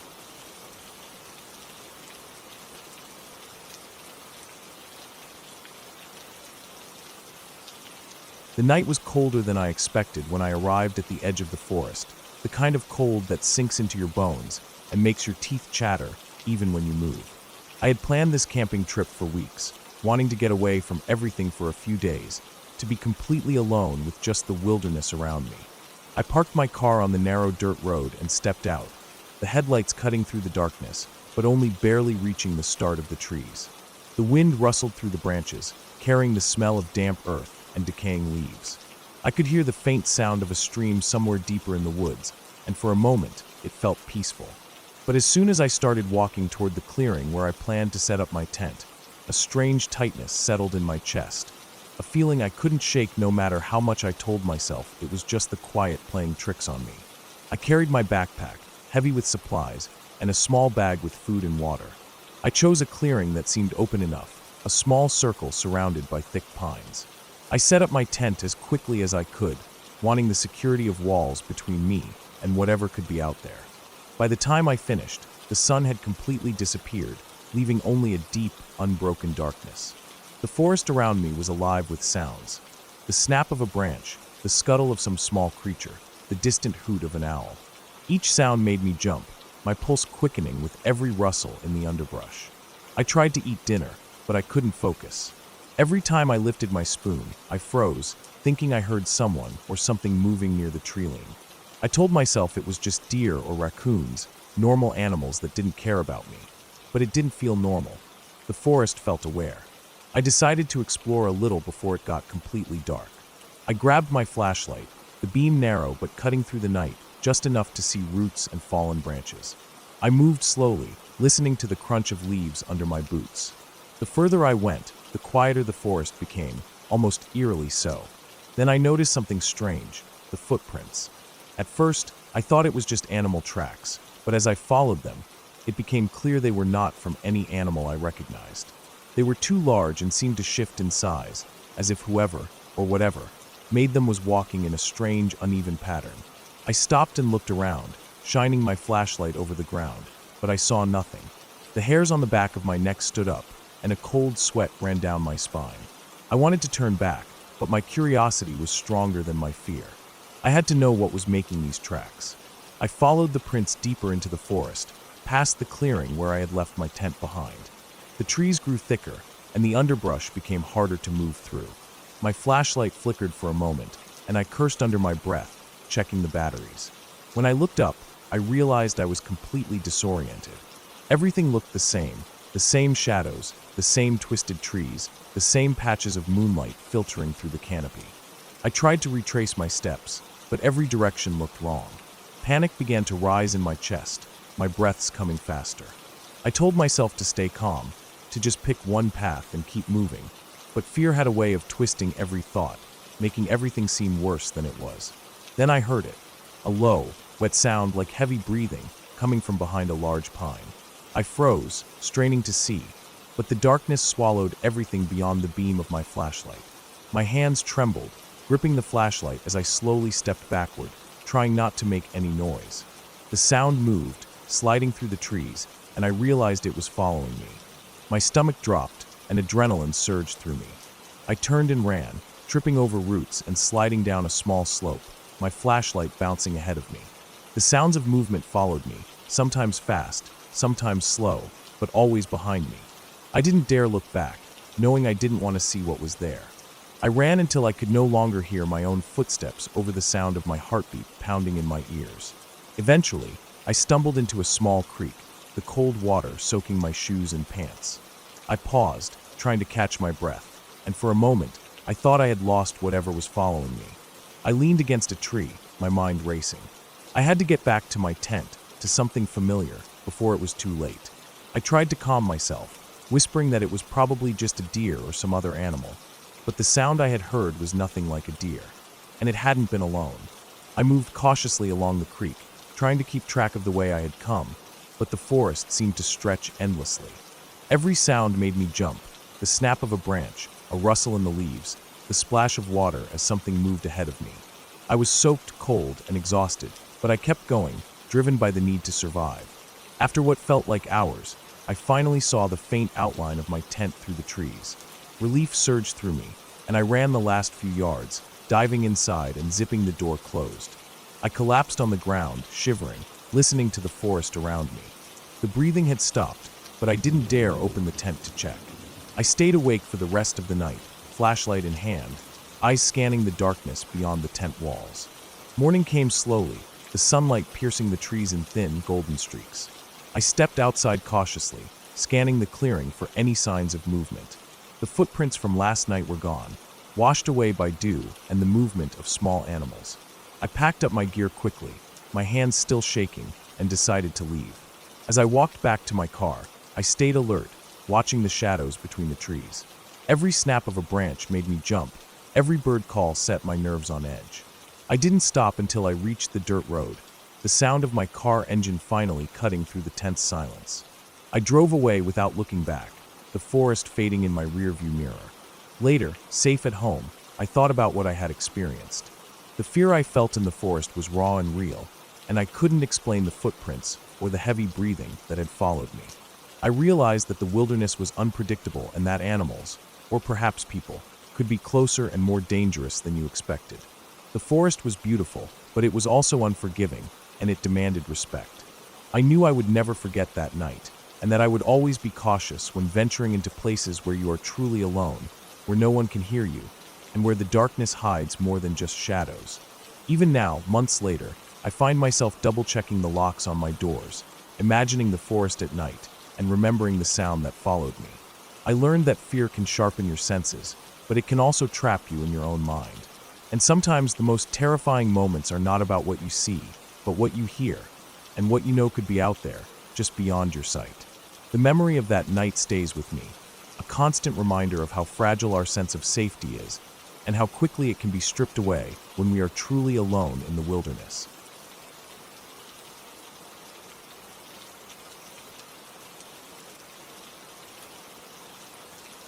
I remember the first time I truly understood what it meant to feel completely alone in a place that seemed familiar but was suddenly hostile. It happened in the late summer, when the days were long, the sun sat low in the sky by 6, and the fields behind my house were filled with the dull hum of crickets. I had decided to go hiking in the hills, just beyond the farmland. It wasn't far from my home, maybe 20 minutes on foot, but the trails were rough and mostly unmarked. I liked it that way. There were no people to crowd me, no sounds except the wind through the tall grass and the occasional crow. I packed a small bag with a water bottle, a snack, a flashlight, and my phone. I didn't expect to be gone long. The first hour was easy. The path was a worn line through the overgrown grass, littered with rocks and the occasional fallen branch. The hills weren't steep, but they rose in slow, rolling waves, and by the time I had climbed one ridge, I could see the next one stretching off into the distance. The sun was warm on my skin, and the scent of dry earth and wildflowers filled the air. I stopped on a small rise to catch my breath and take in the view, feeling the satisfaction of being alone with the land. It was around mid-afternoon when I first noticed something odd. I had just started down a slope toward a shallow valley, and the tall grass brushed against my knees. A sudden rustle made me freeze. I spun around, expecting to see a rabbit or maybe a small fox, but there was nothing. The grass shifted, the wind moved through it, and for a moment I shook my head and laughed at myself for being jumpy. I kept walking, but I started to notice that the sounds of the hillside didn't feel right. The birds weren't singing. The wind had a hollow edge to it, as if it was moving through empty spaces that weren't there before. I decided to push on because I was curious. There was a stream I wanted to reach that I had seen from the top of the last ridge. It shouldn't take more than 20 minutes, I thought. The ground became rougher, strewn with rocks and hidden holes, and I found myself stepping carefully. The slope was steeper than I expected, and I lost track of time, noticing only the light shifting as the sun began to sink. Shadows grew longer, folding into the crevices of the hills. The stream should have been close, but I didn't see it yet. Then I heard it, a low, crunching sound, like someone walking over dry leaves and twigs. I froze. My heart thumped in my chest. I scanned the valley, but there was nothing. No movement. I told myself it was probably an animal, a deer, maybe a fox, but the sound was too deliberate, too heavy. I crouched behind a rock and waited, straining my ears. The crunching stopped. I tried to convince myself to keep going. The light was fading, but not too fast. I could make it to the stream, and then back to the main trail before dark. I stepped carefully down the slope, testing each stone. Then the sound returned, closer this time, and I realized it wasn't a single set of steps. There were multiple sets, moving in a pattern I didn't understand. Something in the rhythm was off, too calculated. My stomach twisted. I wanted to call someone, but the phone in my pocket showed no signal. Panic began to rise, but I tried to suppress it. I focused on the terrain. The valley floor was uneven, scattered with bushes and rocks. I stayed low, using the cover of the vegetation, and moved quietly. The crunching followed, always just beyond the reach of my eyes. I slowed down, crouching, and tried to make myself smaller, hoping whatever it was would pass. The valley narrowed, and I realized I had walked further than I intended. The map I had studied in my head was no help. The hills had blended together, and I couldn't tell which ridge I had come from. My water was almost gone, and I was sweating from fear and exertion. Shadows now stretched long and black across the land, the sun almost gone behind the ridge. Then I saw it, a figure crouched low behind a bush, moving slowly in my direction. I froze. It was human-shaped, but it didn't behave like a human. The movements were deliberate, careful, patient. I ducked lower, my mind racing. I had no weapon. I had no way to defend myself if it came closer. The rational part of my brain screamed that I should run, but the other part, some deep, instinctive part, told me that running now would make me visible, that I had to stay out of sight. I stayed crouched, trying to measure the distance. Every step it took was calculated. The figure paused, almost sensing me. My heart pounded in my ears. I could hear the faint shuffle of fabric and the soft scrape of shoes against rock. My mind ran through every possibility. What if it wasn't alone? What if it was waiting for me to move? The shadows grew darker, the valley folding in on itself. I noticed a narrow path between two ridges that led upward. It was steep, almost vertical in places, but if I could reach the top, I might see the road beyond. I inched toward it, moving slowly, carefully placing each foot. The figure mirrored my movements, stopping whenever I stopped. My pulse was deafening. I had to make a decision. Then I saw a fallen tree lying across the path. It was heavy and would slow anyone who tried to follow me. I took a deep breath, gripped the edge of the trunk, and pushed myself over. The figure didn't follow immediately, and for a moment, I felt a flicker of hope. I scrambled up the slope, using every rock and root to pull myself higher. My legs burned, but adrenaline drove me. At the top of the ridge, I paused, gasping for air. Below me, the valley stretched dark and empty. I didn't see the figure anymore, but I didn't dare assume it had gone. I kept moving, heading toward a line of trees I remembered near the far edge of the hills. From there, the main road would be visible.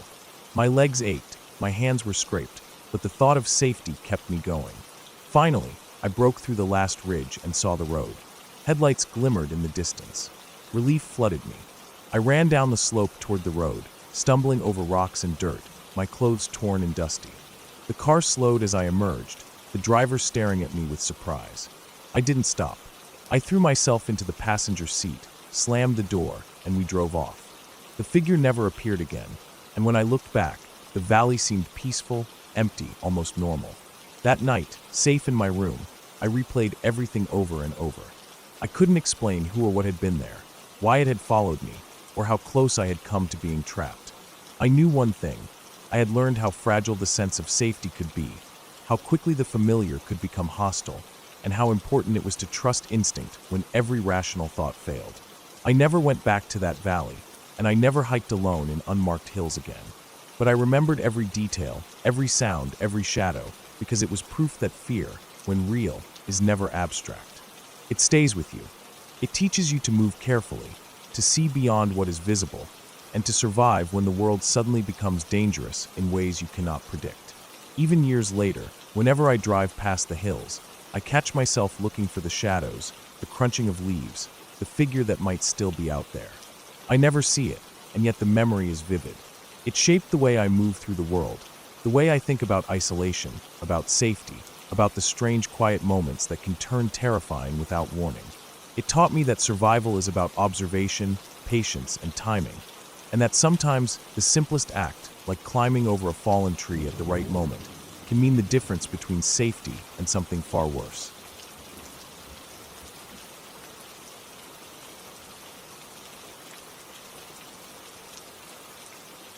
I remember the first time I really understood how isolated a place could feel. It was late summer, and I had decided to spend a few nights alone camping in a stretch of wilderness I'd heard about but never explored. The forest was dense, older than anything I could imagine, and it stretched for miles in every direction without a single trail marking the way. I had mapped out a rough plan on paper, but I knew the real world rarely obeyed lines drawn with a pencil. I arrived in the late afternoon, the sun dipping low and casting long shadows through the trees. The air was thick with the smell of earth and decaying leaves, and each step I took crunched over layers of dry foliage, announcing my presence to anything that might be watching. I set up my tent in a small clearing near a brook. The water gurgled over rocks, clear and cool, and I filled my bottles, feeling relief that I wouldn't have to ration what I carried. Around me, the forest rose like walls of green and brown, thick trunks and undergrowth preventing any easy escape or view beyond a few meters. Birds called somewhere high above, but the deeper sounds of the forest, the rustling of small animals in the brush, the faint crack of a branch snapping, were far closer to the ground. I liked to think I could handle this solitude, that the silence wouldn't get to me, but the forest had a different way of speaking than cities did, and it didn't care who I was. By early evening, I had a fire going. I collected wood carefully, selecting dry branches that would crackle and burn brightly, filling the clearing with warmth and light. I sat back against a log, eating a small meal I had packed, but I kept my eyes on the tree line. There was a movement, subtle and quick, but deliberate. At first, I convinced myself it was a deer, perhaps grazing nearby and watching me as cautiously as I was watching it. Then I noticed the way the branches bent slightly, as if something larger was stepping carefully, with awareness of my fire. My heart picked up, not with fear at first, but with an alertness I hadn't felt before, the kind that makes you notice every snap, every hiss of wind. Night fell, and with it, a heavy darkness that seemed to press down through the canopy. I extinguished the fire, leaving just enough embers to keep me oriented. That's when I started hearing it. The subtle crunch of feet on dry leaves, moving in and out of the shadows beyond the clearing. I stayed very still, listening, counting breaths, trying to rationalize. It could be a coyote, or maybe a raccoon. Maybe I was imagining it. But the sounds continued, irregular, too deliberate to be small animals. Something was out there, circling, watching, maybe waiting. I reached for my flashlight, keeping it off at first. I didn't want to announce my presence until I understood what I was dealing with. The beam cut a narrow path through the black, catching glimpses of trees and undergrowth, but nothing more. Then a branch snapped sharply close by, and I could hear the dry scrape of dirt and leaves behind me. My pulse jumped, and I realized I hadn't been as quiet as I thought. Whoever, or whatever, it was knew I was there. The rest of the night passed in fragmented, tense awareness. I could hear the sounds coming closer, then retreating, and the occasional rustle would make me hold my breath until my lungs ached. I thought about running, but the dense forest would quickly disorient me, and I knew I couldn't make it far without revealing my position entirely. Hours passed, or maybe minutes. I had no way to measure time. Eventually, as the pre-dawn light began to filter through the trees, the sounds stopped. Complete silence fell. My body relaxed slightly, but I stayed alert. By sunrise, I knew I had to leave the clearing. I packed quickly, keeping low, careful not to disturb the underbrush. As I moved, I noticed signs that confirmed my fears. Flattened grass where something had crouched, large prints in the soft soil that were neither canine nor human, and broken branches at heights that suggested something tall. I didn't stop to study them long, but they followed me in my mind, pressing the realization that I hadn't been alone, and hadn't been by chance. I hiked for hours, staying off any visible paths, trying to avoid confrontation. The forest felt alive in a way that was oppressive, not beautiful, the way it had been when I arrived. Every step was measured, every sound calculated. At one point, I caught movement at the edge of my vision, too large to be a deer, too controlled to be random. I froze, held my breath, and it vanished. My stomach twisted in tension, but I forced myself to keep moving, telling myself that if it wanted to follow, it already knew where I was. By late morning, I reached a small ridge and could see the edge of the forest. Beyond it, open fields and a faint road stretched away. Relief hit me like a wave, but I didn't slow down until I broke into the open. The change in space was sudden, the openness a stark contrast to the confinement of the trees. I paused only briefly to look back, scanning the tree-line, half expecting to see something emerging from the shadows. Nothing appeared. The forest stood silent, impassive. I reached the road and started walking, sticking to the center to remain visible in case someone came along. Cars were rare out here, and it was hours before one appeared. I stopped it, explained where I had been, and finally felt a sense of safety that hadn't existed in those dark hours. Even then, my hands shook, my mind replaying the night endlessly. Later, when I returned home, I documented everything, marking the prints and signs, trying to understand what had stalked me. Experts suggested it might have been a large, unusually bold predator, a mountain lion, perhaps, or a black bear exploring territory. It didn't matter, really. The fear, the realization of vulnerability, had been real. The forest didn't need fairy tales or ghosts to terrify. Its realism, its quiet awareness of my presence was enough. From that trip onward, I never ventured into a forest alone without careful planning. I learned to respect boundaries, to observe signs of wildlife, and to understand that sometimes the most frightening things are not imaginary. They are living, breathing, and patient. They wait in silence and move with intent. That day taught me vigilance and humility, and though I survived, the memory of the night stayed with me, a constant reminder of the fine line between confidence and hubris in the wild. I never saw it again, but the forest never truly let me go. Every time I passed a tree line, I felt that same weight, the same silent awareness, as if it was waiting to see whether I had learned its lesson. The relief of survival was real, and the clarity that came with it lasted far longer than the fear itself.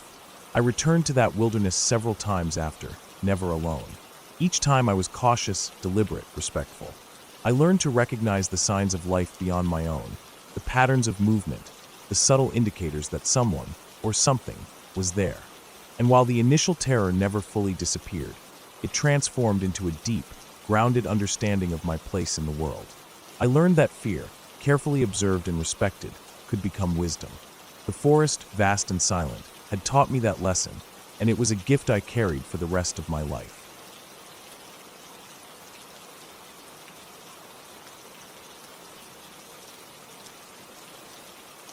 The sun had just slipped behind the horizon when I arrived at the campsite. The forest stretched out around me, thick and dense, with trees so tall they seemed to scrape the last bit of light from the sky. The air was cooler than I had expected, carrying a sharp, earthy scent of damp leaves and pine needles. I parked my car on the narrow dirt road, the engine's hum fading into silence as I opened the door. Every small sound, the crunch of gravel underfoot, the distant call of a bird settling in for the night, felt amplified, almost painfully vivid in the quiet. I pulled on my jacket, slung my backpack over my shoulder, and started down the narrow trail that led to the small clearing where I would set up my tent. The trail was uneven, tangled with roots and rocks, forcing me to watch my step constantly. The forest floor was littered with fallen branches and thick layers of decaying leaves that made my boots sink slightly with each step. As I walked, I noticed small details I wouldn't have cared about in the daylight. The intricate patterns of bark on the trees, the way moss clung to the north side of trunks, the faint smell of wet soil rising from the ground. A breeze rustled the leaves, making the darkness shift and dance, and for a moment, I had the unsettling feeling that I was being watched. I shook it off, telling myself it was just my mind playing tricks in the fading light, but the feeling lingered like a weight on my chest. When I reached the clearing, I set my pack down and started assembling my tent. The ground was soft, almost spongy, with a thin layer of frost forming in patches, making it slippery. The tent poles felt stiff in my hands, and my fingers stiffened from the cold as I wrestled them into place. The tent finally stood, a small, taut shelter in the midst of towering trees that seemed to stretch endlessly into the darkness above. I took a moment to catch my breath, looking around the clearing. Shadows pooled between the trees, and the faint glow of the last sunlight barely reached the ground. The forest was silent now, the initial sounds of birds and small animals giving way to a deeper, heavier quiet, one that made every snap of a twig or rustle of leaves sound unnaturally loud. I gathered some firewood from nearby branches, stacking it carefully in a small pile. Most of the wood was damp, covered in moss, but I managed to find enough dry pieces to get a fire going. The first spark caught, and the flame grew steadily, crackling and spitting tiny embers into the cool night air. I sat close to the fire, feeling the warmth spread through my body, listening to the subtle noises of the forest, the distant hoot of an owl, the rustle of something moving in the underbrush. I tried to focus on the fire, the small circle of light I had created, but my eyes kept flicking to the darkness beyond. There was a deepening shadow at the edge of the clearing, one that seemed to shift slightly when I looked away. I told myself it was an animal, maybe a deer or a fox, but the shape was too large, too deliberate. I finished setting up my small cooking stove and heated water for a late dinner. The hiss of the boiling water sounded deafening in the stillness, and the smell of instant noodles filled the small clearing, oddly comforting. I ate slowly, keeping my eyes on the tree-line, convinced I was imagining things. After dinner, I packed away the stove and moved closer to the fire, stacking a few more pieces of wood to keep it going. Shadows leapt across the clearing as the flames flickered, and I realized I hadn't heard any animals nearby for several minutes. No rustling in the leaves, no scurrying of small feet. The silence was almost oppressive, pressing in from all sides, making it hard to think. After some time, I decided to check the perimeter of the clearing, just to make sure nothing had come too close. I took a flashlight and moved slowly along the edge, the beam cutting through the darkness in a narrow cone. Every snapped twig or rustling leaf made me freeze, my heart hammering in my chest. I reached a dense thicket at the far edge of the clearing and crouched, straining to see into the shadows. The flashlight revealed nothing, only the thick tangle of branches and undergrowth. But then I noticed a pattern in the leaves on the ground, footprints, not like any animal I knew. They were too large, too deep, and spaced in a way that suggested deliberate movement. My stomach twisted, and I felt a cold sweat on my forehead. I wasn't alone. I returned to the tent quickly, my flashlight bouncing off the trees as I moved. I tried to rationalize what I had seen. Perhaps someone else was camping nearby, though I hadn't passed anyone on the trail. Maybe it was a hiker, or even a hunter, though it was late and the forest was usually empty at this hour. I told myself I was overreacting, that the shadows played tricks on my mind, but the pit in my stomach wouldn't go away. I secured the tent, pulling the zipper tightly and checking the stakes holding it down. The fire still burned steadily in the center of the clearing, casting long, flickering shadows that stretched out into the darkness like fingers. I crawled into my sleeping bag, wrapping myself tightly, and tried to sleep. The sounds of the forest continued, faint and indistinct. Every crack of a branch, every rustle of leaves made me tense. Hours passed slowly. At some point, I woke to the sound of heavy breathing just outside the tent. My body went rigid. I lay perfectly still, listening.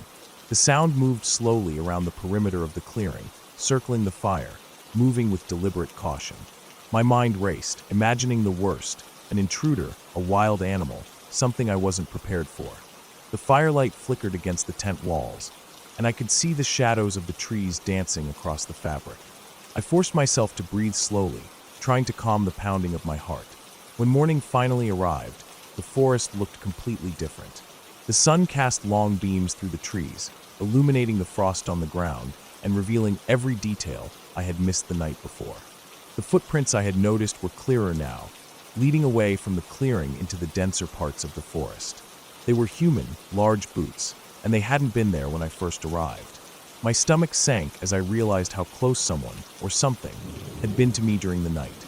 I packed up the campsite quickly, keeping an eye on the forest edges. Every snap of a twig underfoot made me tense, expecting movement in the shadows. I stuck to the trail on my way back, moving faster than I had on the way in.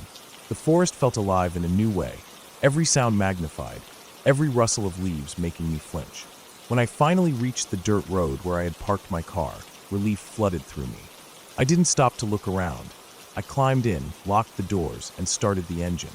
The hum of the car was almost deafening in the sudden silence of the forest.